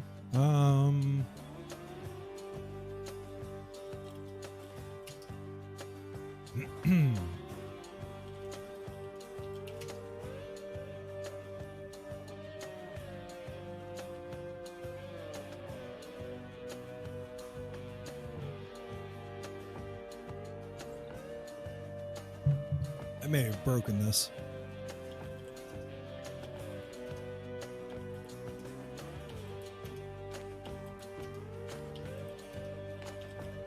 So I'm going to undo back.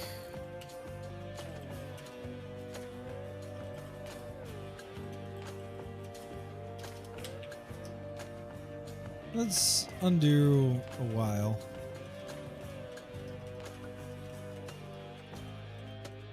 There we go. All right. So we run. We X the flame.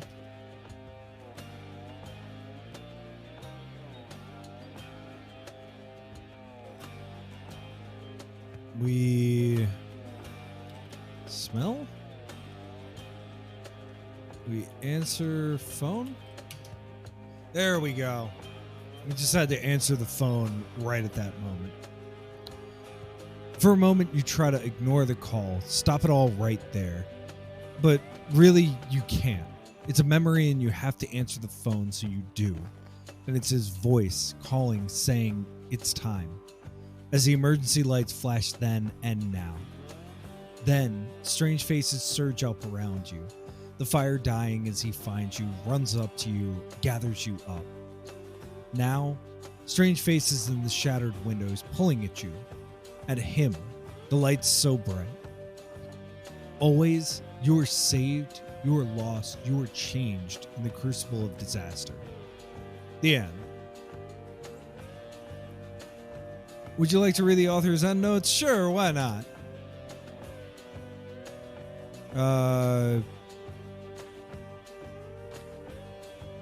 The game was inspired by Sophia de Augustine's poetry seed, titled After the Accident and used with her permission. I was reading this poem, thinking about how to write a game about it when Fleetwood Mac's great song Landslide began to play. It was the perfect song for the game I was thinking about, one about love and disasters. Then I remembered Sean Colvin's song Shotgun Down the Avalanche, which has a similar theme. And those two songs helped me find the main story for this game, that of a tempestuous young love, of the relationships that enthrall us, even when we know that they are mistakes. I recommend listening to the live version of Colvin's song from Austin City Limits with Colvin and Alison Krauss. Thanks to all my wonderful testers, Charm Cochran, D. Cook, Peter M.J. Gross, Jade, Zed Lopez, Ava Radke, Lavarson, and Mike Russo. Thanks to everyone at the InFiction forums for all the technical help. Thanks to Stevie Nicks and Sean Colvin for writing these great songs. Thanks to my sweetheart Tom, who cured me of having tempestuous relationships. Thanks most of all to Sophia for submitting such a moving seed. I don't think this is the relationship she had in mind for her poem, but I hope she finds I did justice with my reading of it. P.S. If you want to send me transcript or feedback or find a bug I should fix, please email me at beachwalkera@gmail.com. Cool. That was interesting and definitely like a different way that I was thinking personally with that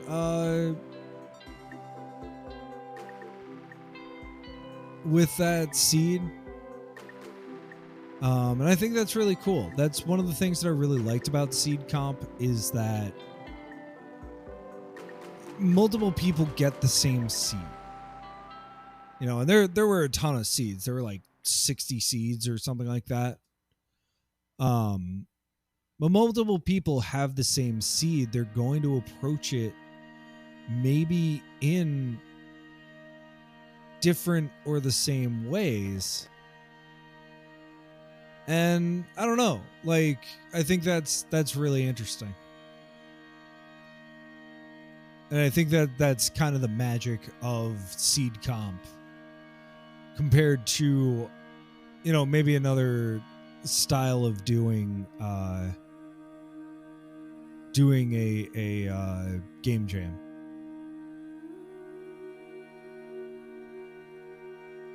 All right, let's do another game. So this game is While Rome Burns.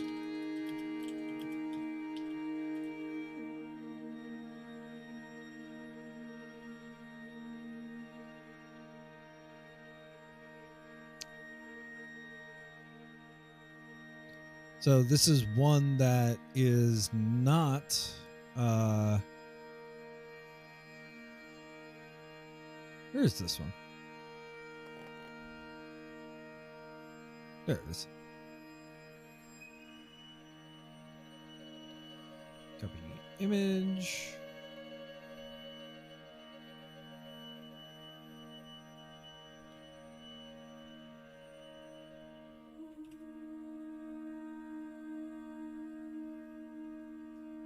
Cool. And like, I do find it interesting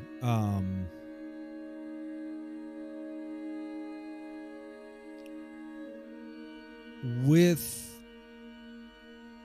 presenting this stuff on itch. Like, it is kind of hard to view this stuff on a screen. I just think that's an interesting thought. While Rome Burns, let's run the game.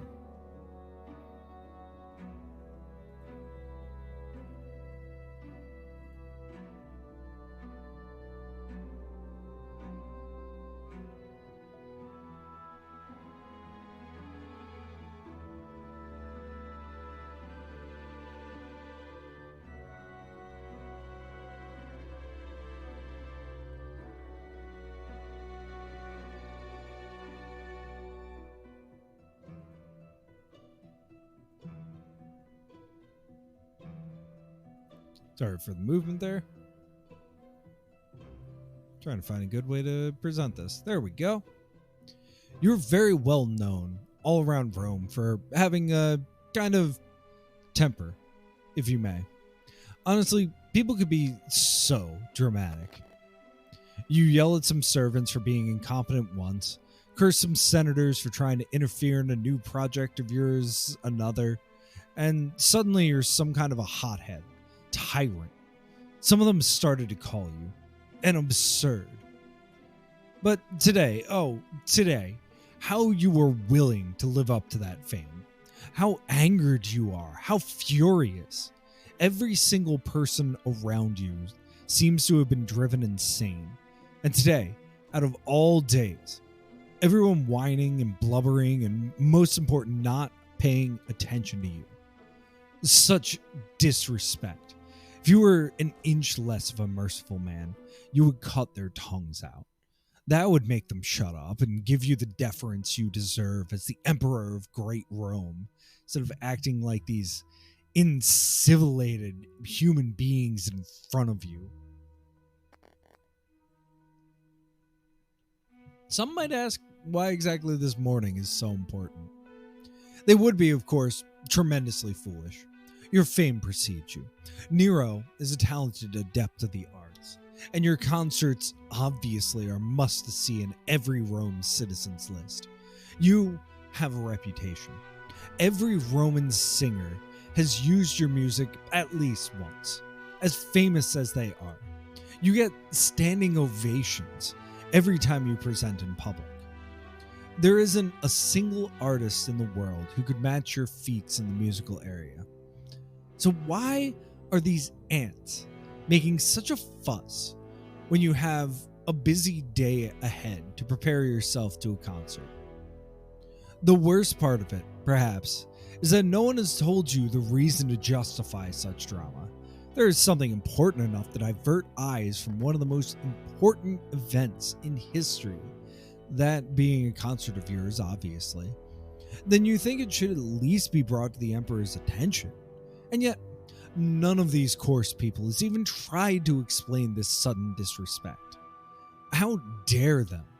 Nero, how are you planning to react after being faced with such a slight?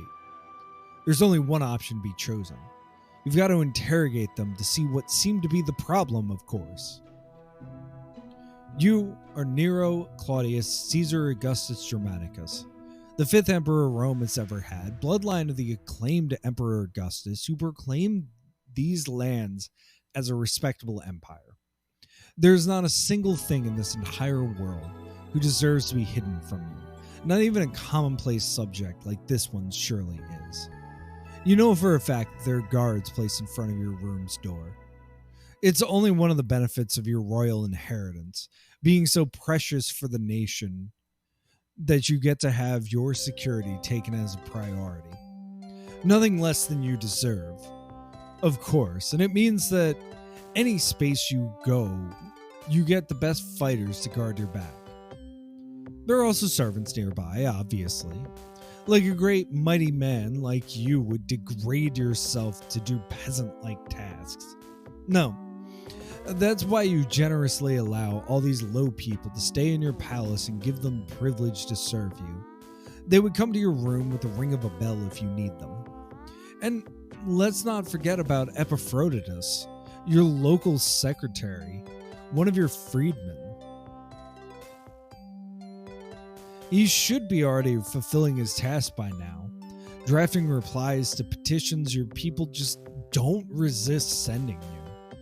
Probably trying to have a taste of interaction with you. Can you really blame them?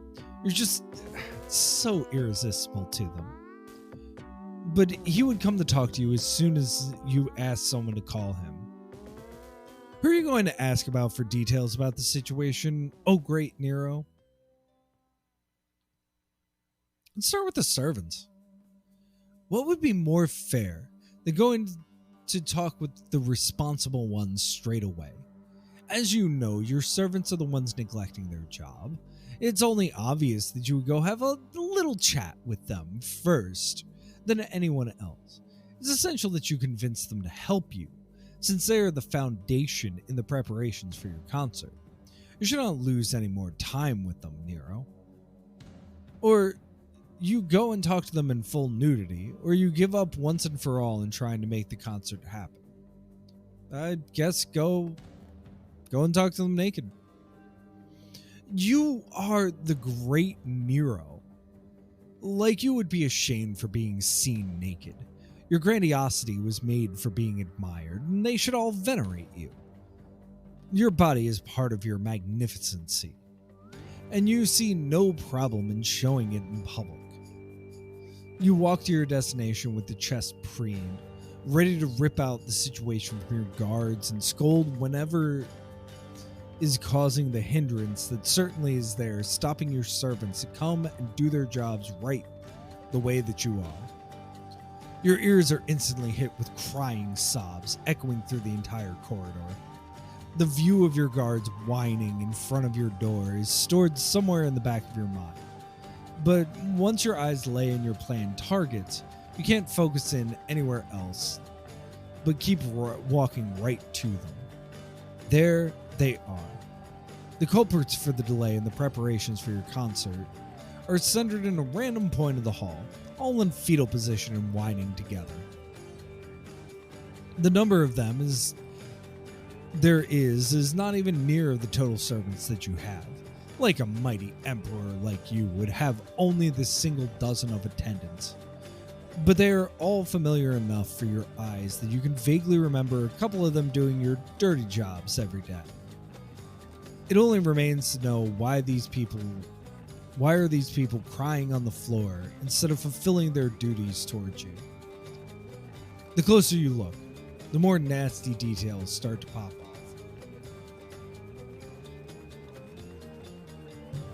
Their eyes are swollen from all the tears, and there's snot dripping from their noses and spreading in the lower part of their faces, denouncing that they must be going on it for a good time.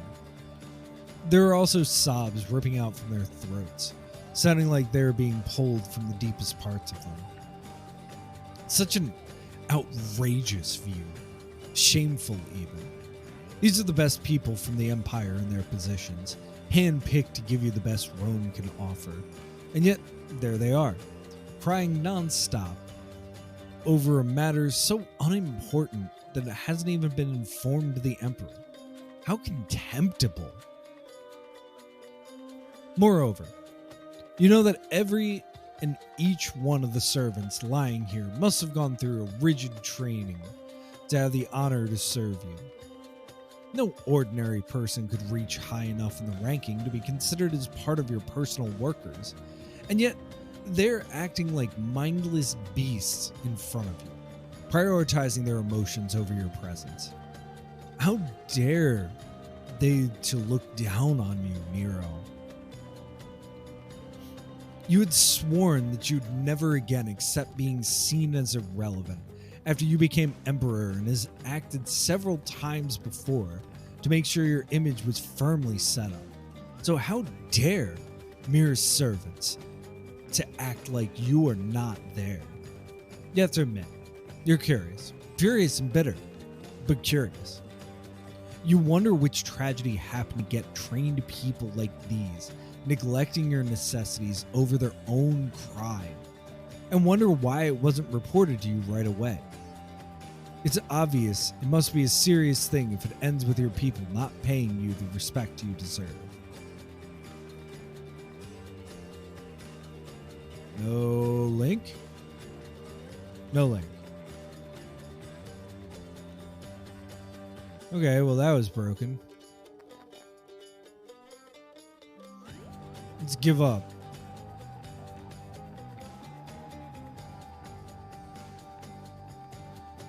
So if we backed out and just gave up, this whole day is just ruined to you. What would your people do? Why would your people do it with you? You have never done anything to displease them, have always been the best emperor Rome has ever seen, and yet this is your payback? You only wanted to make a good concert. More than anything, you wanted to make a concert at all. Not satisfied with not coming to your room to help you change clothes and prepare yourself for the concert, your servants also dared to sit in the middle of a corridor for your palace, yours, and cry like the ones facing a nightmare of a day were them. Absurd. How could anyone claim to suffer more than you are in this moment, having to give up on one of your concerts because of others' incompetence? Oh, you can already feel the bite of tears talking about taking over your eyes, just thinking about how much your poor people will cry, desolated, as soon as they get to know that you will have to postpone your show. Later, you will have to be sure to make a public announcement of the nasty events that led you to take the decision, and, of course, put the blame on the real culprits. They will probably be stoned, like your devoted people would just stay still, faced with such disrespect against you. No, they're loyal, and probably will be more hurt than you are for the failure you keep as servants. But you will also have to make sure to also punish them later for their inadequacy. But this can wait until you feel better. For now, you can't do anything but cry for your ruined day, not realizing you have not yet found the reason that led all Rome into a fizzy. Okay. Let's back out a little further. Try one more path. Let's try your guards.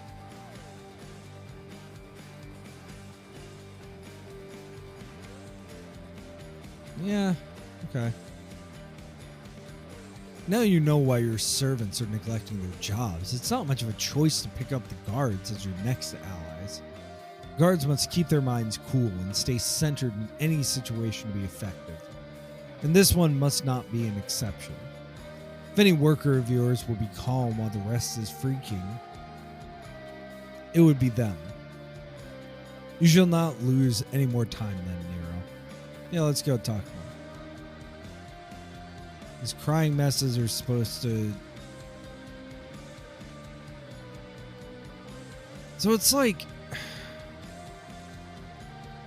basically the same. So what is it? You go to Epaphroditus. I'm just going to skip this. We found 2 endings.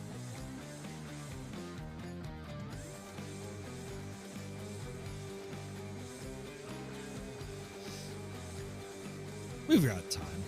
Oh, whoops. Store game.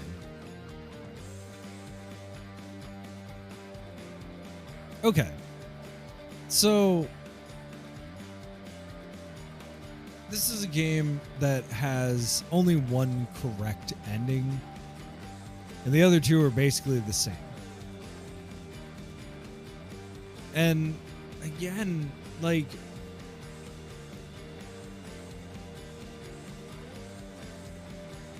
this was what I was a little concerned about with the Game Jam in general, was that it was very like, I want to tell a story, as opposed to and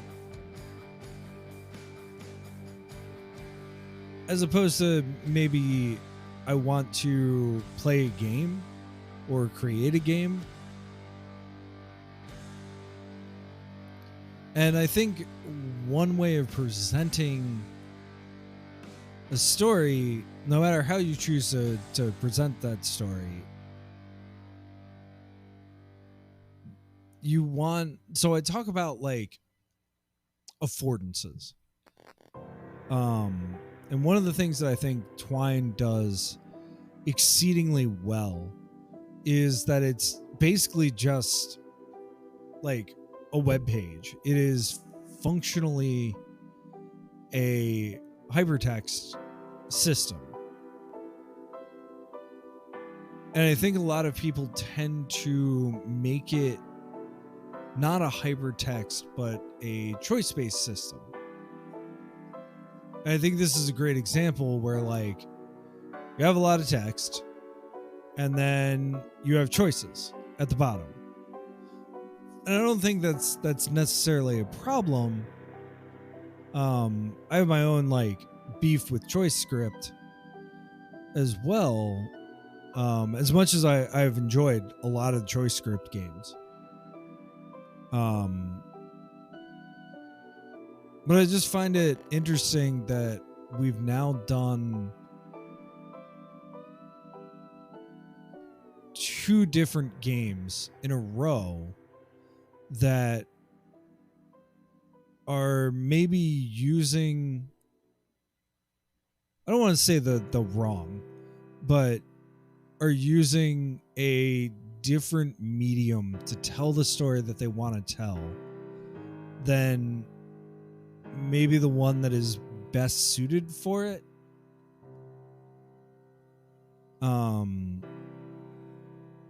Because I think After the Accident would have worked perfectly well as a mostly linear hypertext kind of thing,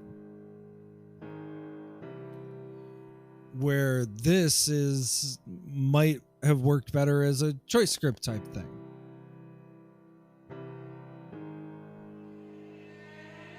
All right. So we have Epaphroditus. You called me Imperator. Epaphroditus bows his head to you, and after you give him permission to enter your room, expression stiff like a wall. Huh. Seems like the boy you sent after him truly accomplished your orders, despite the way he couldn't stop sobbing. He was whining something about a fire, but you were so disgusted by the sight of tears and snot that you couldn't really quite pay attention. You couldn't even ask him right there. why all of your usual servants wouldn't come to attend you, simply asking him to bring Epaphroditus to you. It's honestly kind of impressive that he could manage to reach your secretary and pass ahead the message without dying of dehydration midway. You notice how your secretary isn't quite meeting your gaze, eyes politely deflected, just enough to still be considered good-mannered and yet clearly cornered at the same time.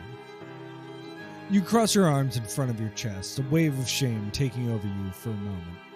It's not your fault you were dressed, or better saying is not, this way.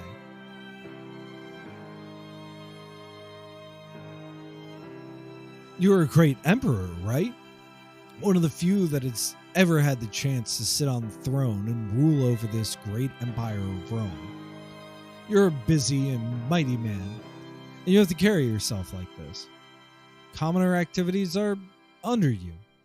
You have a reputation to keep, so it's not really your fault that you're naked like the moment you were born under this thin sheet, okay? But Epaphroditus might be the best person to see you in this situation. He's one of your most important allies in this whole empire. He certainly can see how this entire situation is absurd. Every second that passes by is a second less that you have to prepare yourself for your concert. It's obvious that he can see how problematic it is and how you can't quite give space to modesty right now. Not that you are ashamed of your body by any ways. This is the body of the most powerful man in Rome, almost divine by itself. You're just hiding to not hurt Epaphroditus' delicacies, that's all.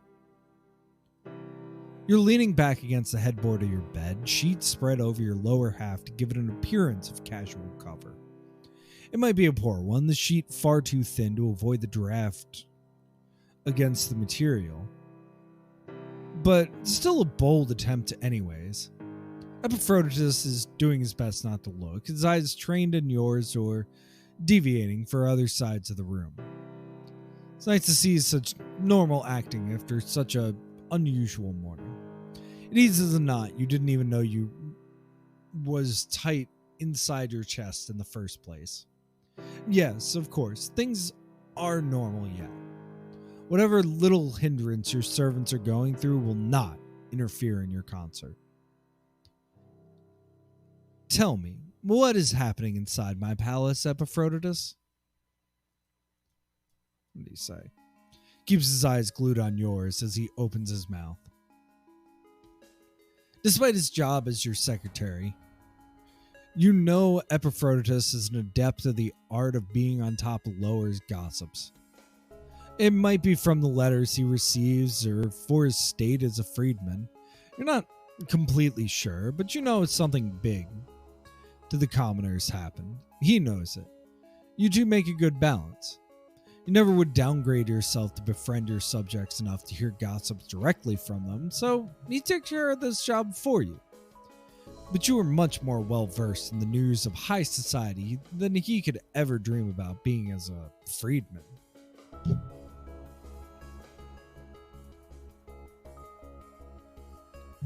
That's why you're certain whatever's happening to get your whole palace in a tizzy is simply your subordinates being dramatic and determined to ruin your moment. Because no urgent report has reached your hands yet. If it was really important, you know Epaphroditus would make sure to let you know beforehand. There seems to have a fire spread wild through Rome, Imperator. Epaphroditus explains, hands behind his back in a respectful posture. Most of the workers here are a bit worried about which the state their houses and families find themselves into. Peasants, you know how they are. You frown, crossing your arms in front of your chest. There were no reports telling you of the imminence of a fire. It means that this one is no big deal. Surely not enough to make your well-trained servants forget about their duties. You look at Epaphroditus, waiting for him to continue, but it doesn't look like he has more to say. That's it. Your voice sounds incredulous to your own ears, not quite proper to an emperor. But you can't avoid it. It's an absurd your trained workers would be driven nuts over a little fire. I'm afraid so, Imperator. Epaphroditus bows his head, hands still glued together behind him in deference. You can't believe it, no matter how many times you think about it. Your people, the exclusive hand-picked servants who work for you, would never dare to prioritize such a little problem like this over your necessities. There is something wrong in this situation, Epaphroditus. You say, crossing your arms over your chest. We must investigate more. Forgive me, Imperator, but I believe it's most beneficial if we parted ways. He counterpoints, not meeting your gaze. Your people are hysterical, you see, sending letters non-stop to their beloved Emperor. I'm afraid they will not rest until they are assured there is nothing to worry about. But in order to write answers to them all, I will need all the time I can spare. One thing no one can deny. Epaphroditus is probably the only person in Rome who dares to face you, even if it's subtle and masked as this time. The doubt remains. Will you let him slide away with it? So what do we have? We have 4 choices here. He dares to defy the orders of the great Nero? Well, someone has to deal with this low task. Oh, poor Epaphroditus. You must be so busy with your people. Well, it is your people they're answering.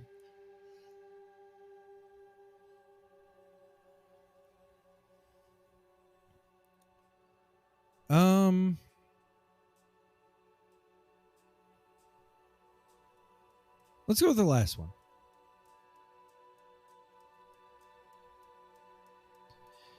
In this case, I might go with you.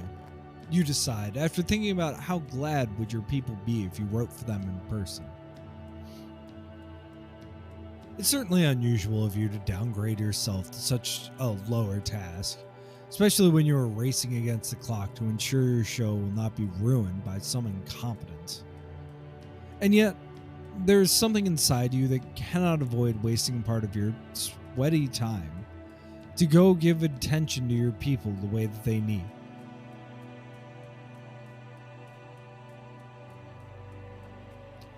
You trust Epaphroditus to do it on its own, of course, but you still want to calm them down personally.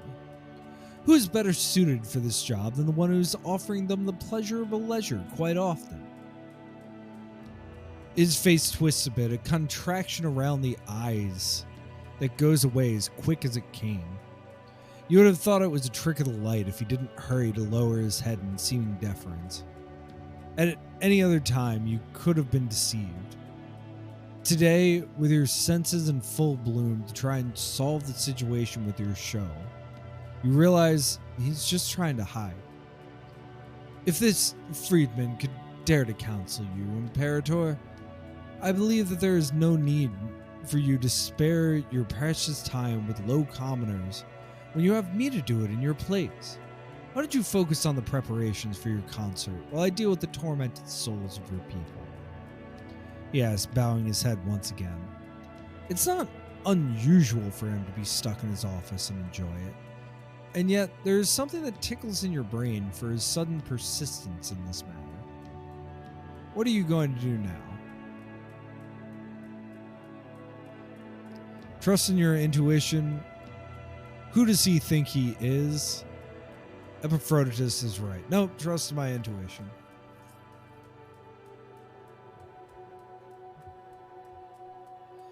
You follow Epaphroditus to his office. It's a path almost unknown to you. For all the years he's been working with you, you came here maybe 2 or 3 times before. It's a clean, organized room. You expected nothing less from Epaphroditus, who has a control mania with miles of extent. The only thing tuning from the scenery is the letters thrown over the big wooden table. So many of them they are covering the whole circus. You feel Epaphroditus' gaze fixed on you, like he's expecting you to give up. Even though you're still not sure why you were here too, you chose to follow your instincts. And your instincts are telling you that there is something weird here. Not contesting your silence, he approaches the table and picks a letter to start reading. You do the same. You get bored around the third or fourth letter. They're all the same. Desperate word, tear stains, and pleas. You didn't know your people were so needed of this concert. You would have prepared one before. Some letters after, when you're starting to think you were going to find nothing but the same your whole time here, pick up something different. One sentence in and your eyes widen. For a moment, you doubt what you are seeing. Your vision has been perfect for your entire life, but maybe it's failing you now. A sudden illness, perhaps, or something of the kind making your eyes wrong. There's no way the contents of the papers in front of you are right. But it doesn't change, no matter how you try to rub your eyes or blink. The letters don't move and the words stay static, still showing you the same message. Rome has always been under blazing heat waves since its creation. But that's why there were specialists who dedicated themselves to watching these nature signals to know when these heat waves would be even hotter than normal and could bloom into serious consequences. They send reports to you every time the situation seems to be worsening up. Reports that have not reached your hands in the past few weeks, but that you hold right now after having found them hidden in Epaphroditus' drawer. You wonder if you'd ever get to see these if you didn't insist in coming here to his office. You're glad Epaphroditus is with his eyes firmly glued in the letter in his hand right now. You don't know what kind of expression you're making at this moment.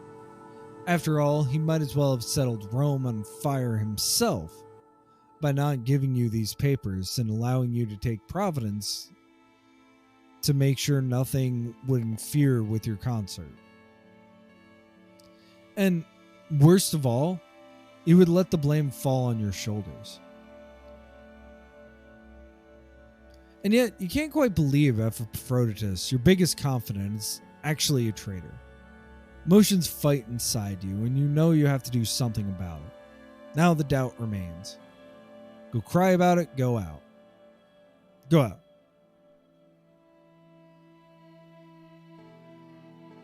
You leave the room with no announcement, and you can hear the startle Epaphroditus had with your apparently sudden decision.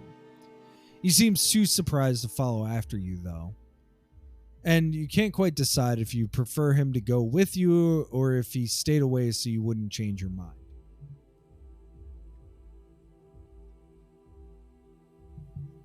You walk out to the balcony of the palace, the place where the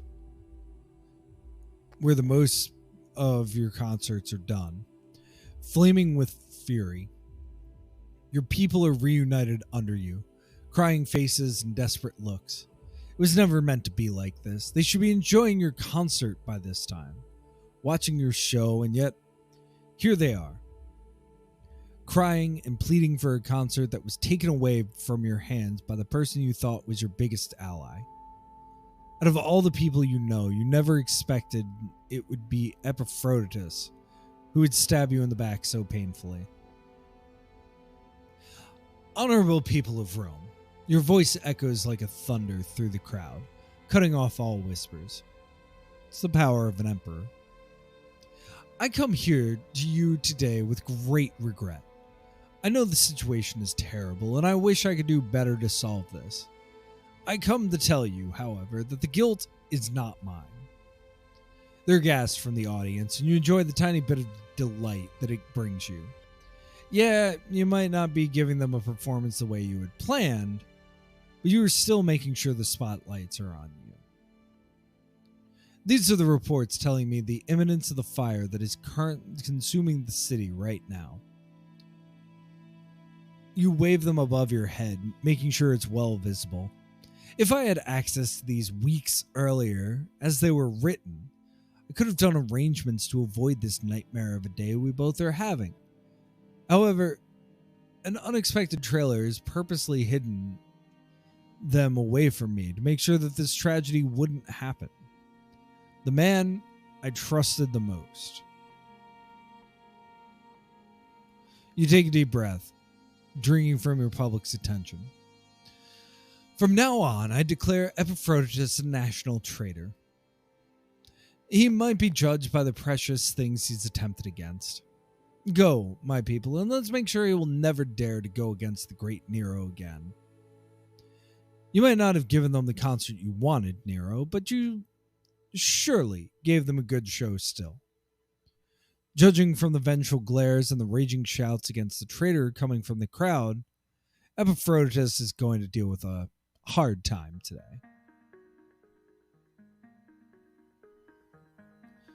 Cool. That was While Rome Burns.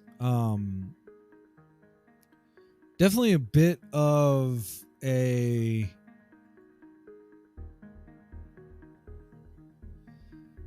I'm just curious what, like, they're actually trying to do here.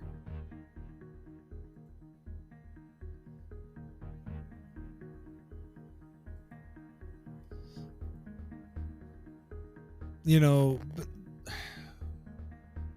and I definitely struggle with this with like all sorts of things, but I don't know. Maybe you don't, like, I just am like sitting here trying to figure out what I was supposed to get out of that. Maybe nothing. Maybe it was just a fun little romp.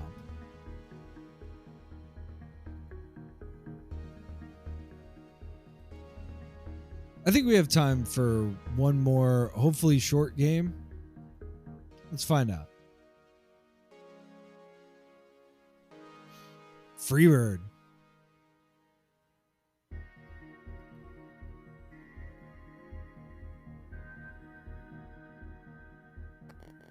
Cool. It is another one.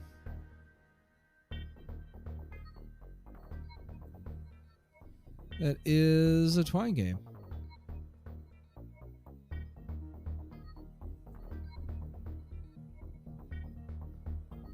So let's try and make this somewhat attractive here.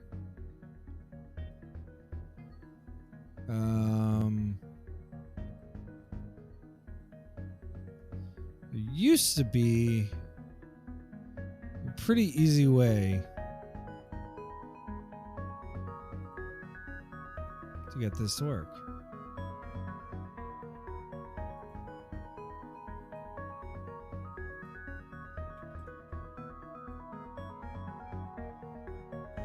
There we go. Freebird.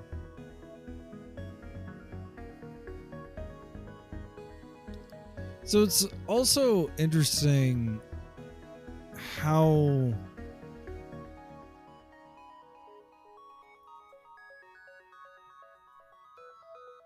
like, what are we supposed to be doing with this? Like, I don't know. I find it interesting all the different ways that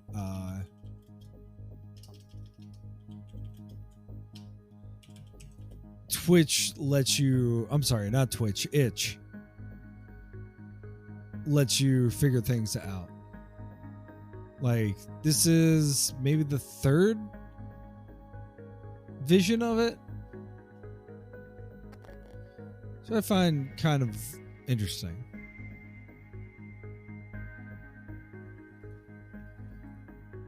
Most importantly, I just kind of want a full screen version. So I will figure that out shortly. Give me 1 second.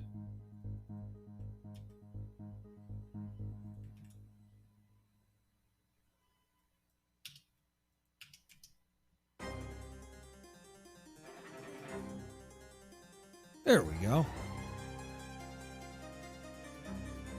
Let's hide the wheel. And there we are. So it's been a while. I've been talking nonstop for the past 3 hours. I'm going to take a union streamer break, and then we can come right back with Freeware. There we go. Full screen that. Perfect. All right. Enjoy. Okay. Let's free a bird.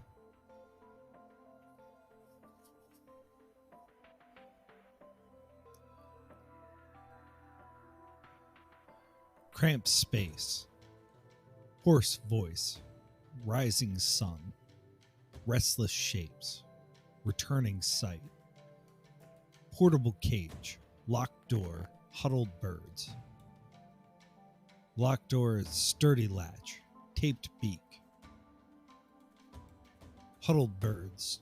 Crowded space. Nervous conure. Sunken eyes. Dry skin. Depleted energy. Loose perch. Useful tool. Taped beak. Desperate finches. Bound feet. Strong beak. Stronger tape. Let's increase the size a little bit. Dazed parakeet. Missing feathers. Injured leg. Feeble whistling. Dirty mirror. Backwards birds. Dazed parakeet. Desperate finches. Nervous conure. Handsome macaw. Taped beak. Frameless mirror. Sharp edges. Discarded tape. Free beak. I really love both of this. Seems like a puzzle game, but also that it's impressionistic rather than explicit. So we have a free beak now. Maybe the nervous conure. Useful rod. Metal rod. Hooked end. We have a carried item. Hooked rod. Desperate finches. Bound feet. Strong tape. Sharp beak. Free finches. Quiet finches. Vigilant birds. Restless energy. Nervous conure. Sunken eyes. Dried skin. Depleted energy. Dazed parakeet. Missing feathers. Injured leg. Feeble whistling. Dirty mirror. Backwards birds. So we have the locked door. Powerful beak. Pathetic latch. Open door.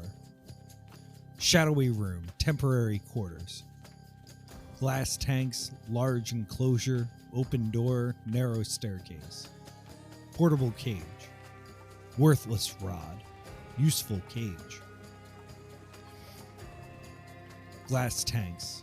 Vacant aquarium. Dried eggshells. Unlucky turtles. Jagged edges. Unknown benefit. Worthless cage. Useful eggshells.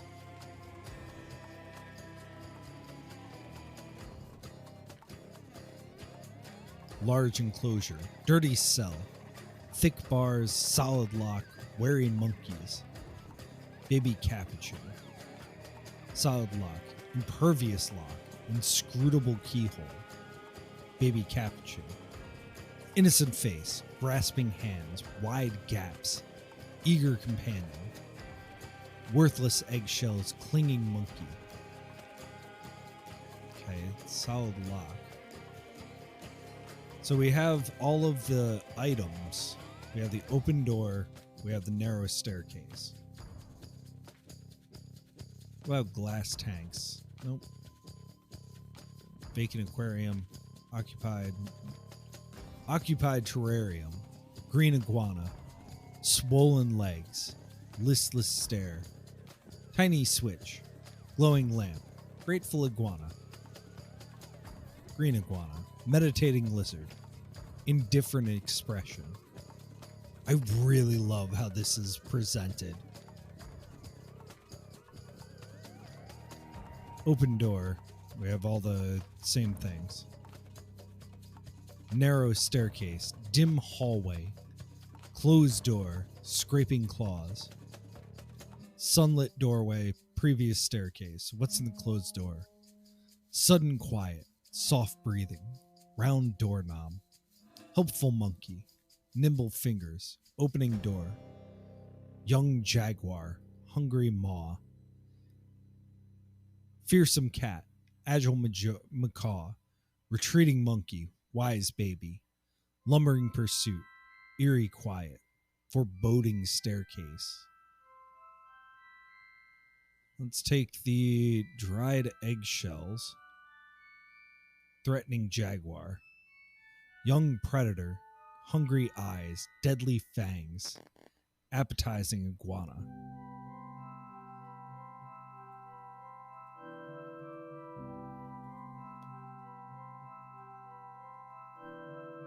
Okay. Like the portable cage. Nope. Glass tanks, occupied aquarium, green iguana. Nope. Narrow staircase, sunlit doorway, hopeful room, open window, warm air, healing sunlight, familiar human, cruel laugh, snake tattoo, safe nest, firm hands, bad memories, sudden noise, artificial bird song, vibrating device, angry human, agitated voice, thrown object, hopeful room, open window, contemptible human, jittery movements, snake tattoo, bare feet, bloody countertop, raw meat, steady hand, keen knife, discarded object, black mirror, previous hallway. I love that, like, it highlights things that maybe are useful. So, like, black mirror, distracted human, important device, potential noise, dexterous claws, quiet retreat, shadowy room, drop device, new possibilities, inquisitive minds. Black mirror, noisy device, enigmatic controls, experimental tapping, random lights, human voice. Hello? Hello? Attentive animals, fascinating parakeet, new vocabulary. Hello? Hello? Talkative parakeet.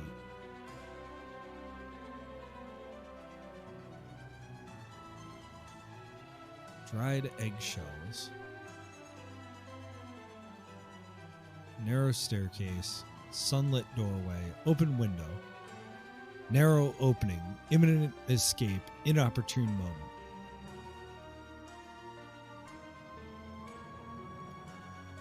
Ceramic fixtures, stale air, bad energy.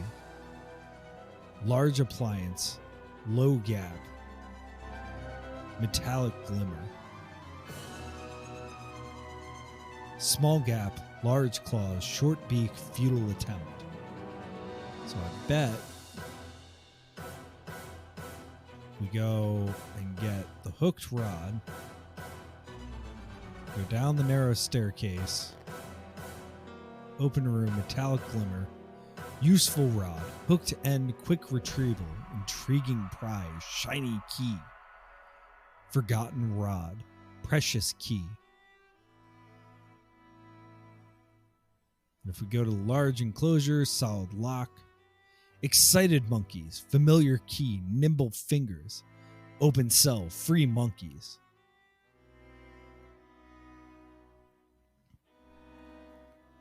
Portable cage, large enclosure, hungry jaguar, fearful monkeys, fearful baby, discarded fruit.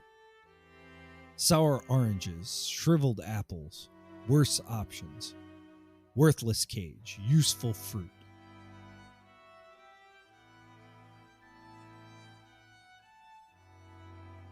I see, I see.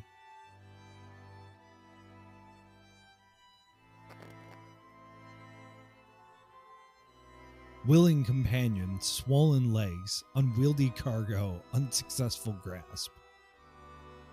Okay.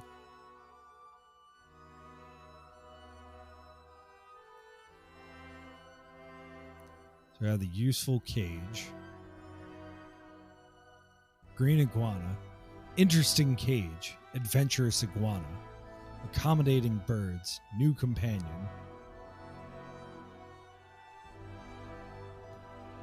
Young predator, hungry eyes, deadly fangs, appetizing iguana. Abandoned tank.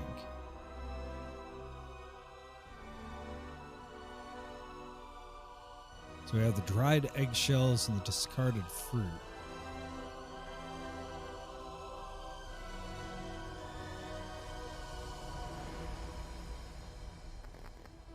Hopeful room, open window, talkative parakeet. Hello? Hello? Alert human, glinting knife, startled approach. Advancing footsteps, disappearing animals, motionless human, bare feet, soft mat. Tense silence. Clueless human, departing footsteps, dissipating tension.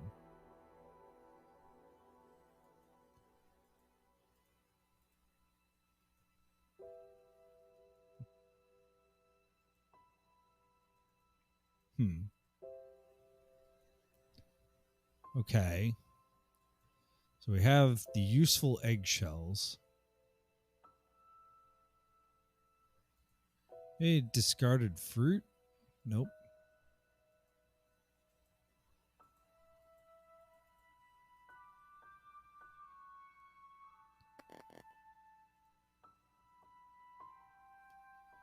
All right. Dried eggshells. They're useful.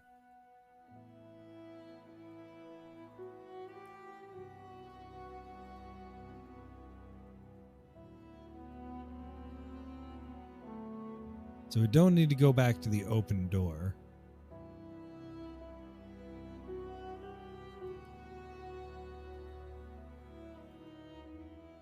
Still an inopportune moment. Soft mat. Luxurious mat. Spiky eggshells. Devious trap.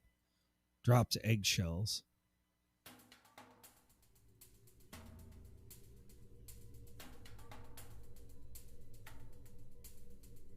Go back to the previous hallway. We have the discarded fruit that's now useful.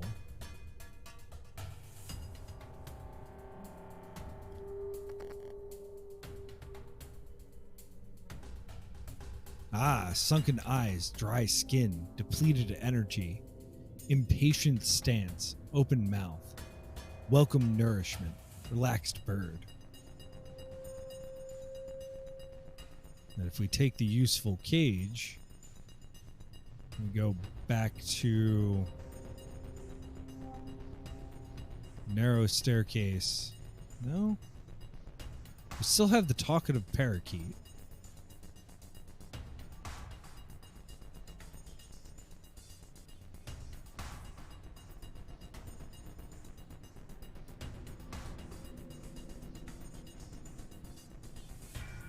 Hopeful room, open window, talkative parakeet, alert human, glinted knife, startled approach, advancing footsteps, disappearing animals, surprised howl, blood spatter, clamorous exit, slamming door, settling jaguar, guiding macaw, stoic iguana, consenting bait, twitching whiskers, fragrant countertop, tempting meat, quick meal, mighty ally, departed human, decisive opportunity, protective jaguar, satisfied human, watchful eyes, open window, narrow opening, heavy window, group effort.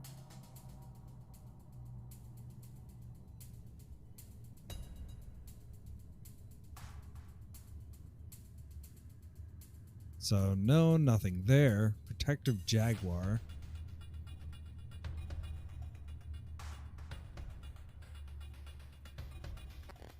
group effort.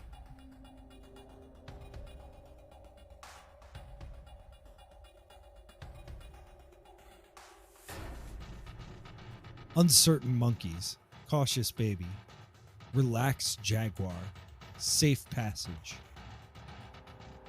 Clever monkeys, many monkeys, ready helpers.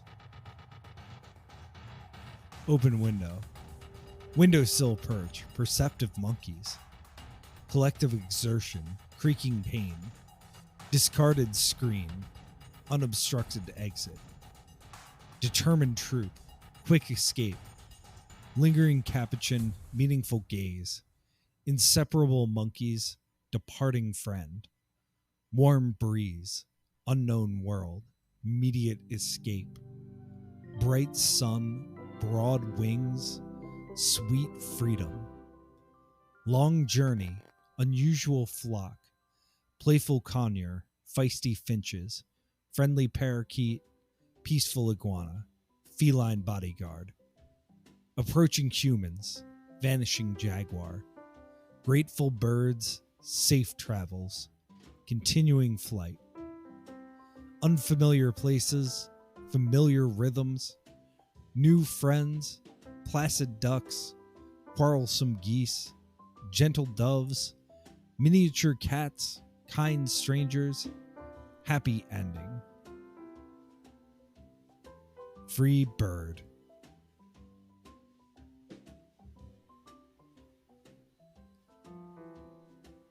That might be the coolest game that we played all night. And while there's a ton of other games in SeedComp, that was really cool. I really like that. I really like that it played with, talks about like games that should have been maybe other forms of presented in another format, where I think this game both used the hypertext format of Twine really, really well. I think it also really did a great job of playing with that format in a way that I think other people taking the exact same set of actions maybe wouldn't have gone as deep on it.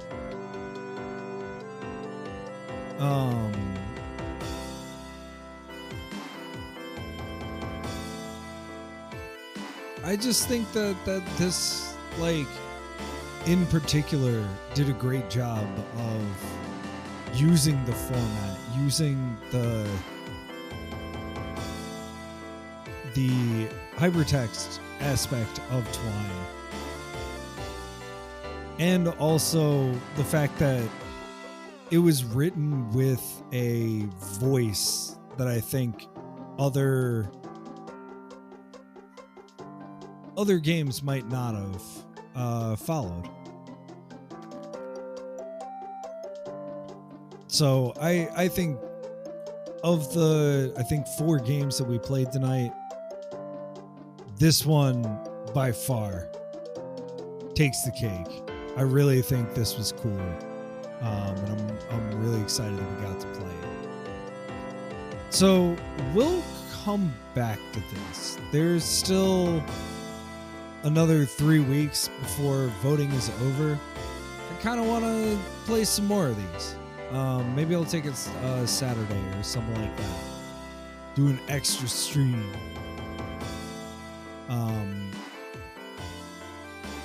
Play some more really interesting games.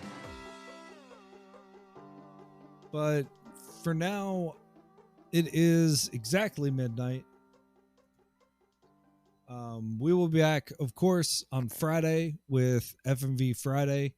I'm going to make some progress doing some troubleshooting. I was really lucky to talk to somebody who gave me some good ideas. I think what I'm going to do is I think I'm going to head on over and call it a night. And I think I'm going to head on over to Robot Spacer, who is currently playing Shadowgate, which is a very cool point-and-click adventure. But thank you all to everyone for coming out. We'll be back on Friday with the end to Spygate. That's not what it's called. Spycraft, the great game. And then we might start on something else. And then Monday, I will be back with more Death Stranding. I've been really enjoying playing Death Stranding. It's been super, super fun. And next week, if my wonderful co-host J-Ram can join us, we will start on Sorcery, a very different kind of text-based game for Text Adventure Tuesday. So I'm really excited for this kind of string of things, and I'm really looking forward to it. So thank you all to everyone who made games, but thank you all for everybody coming out, and we'll see you soon.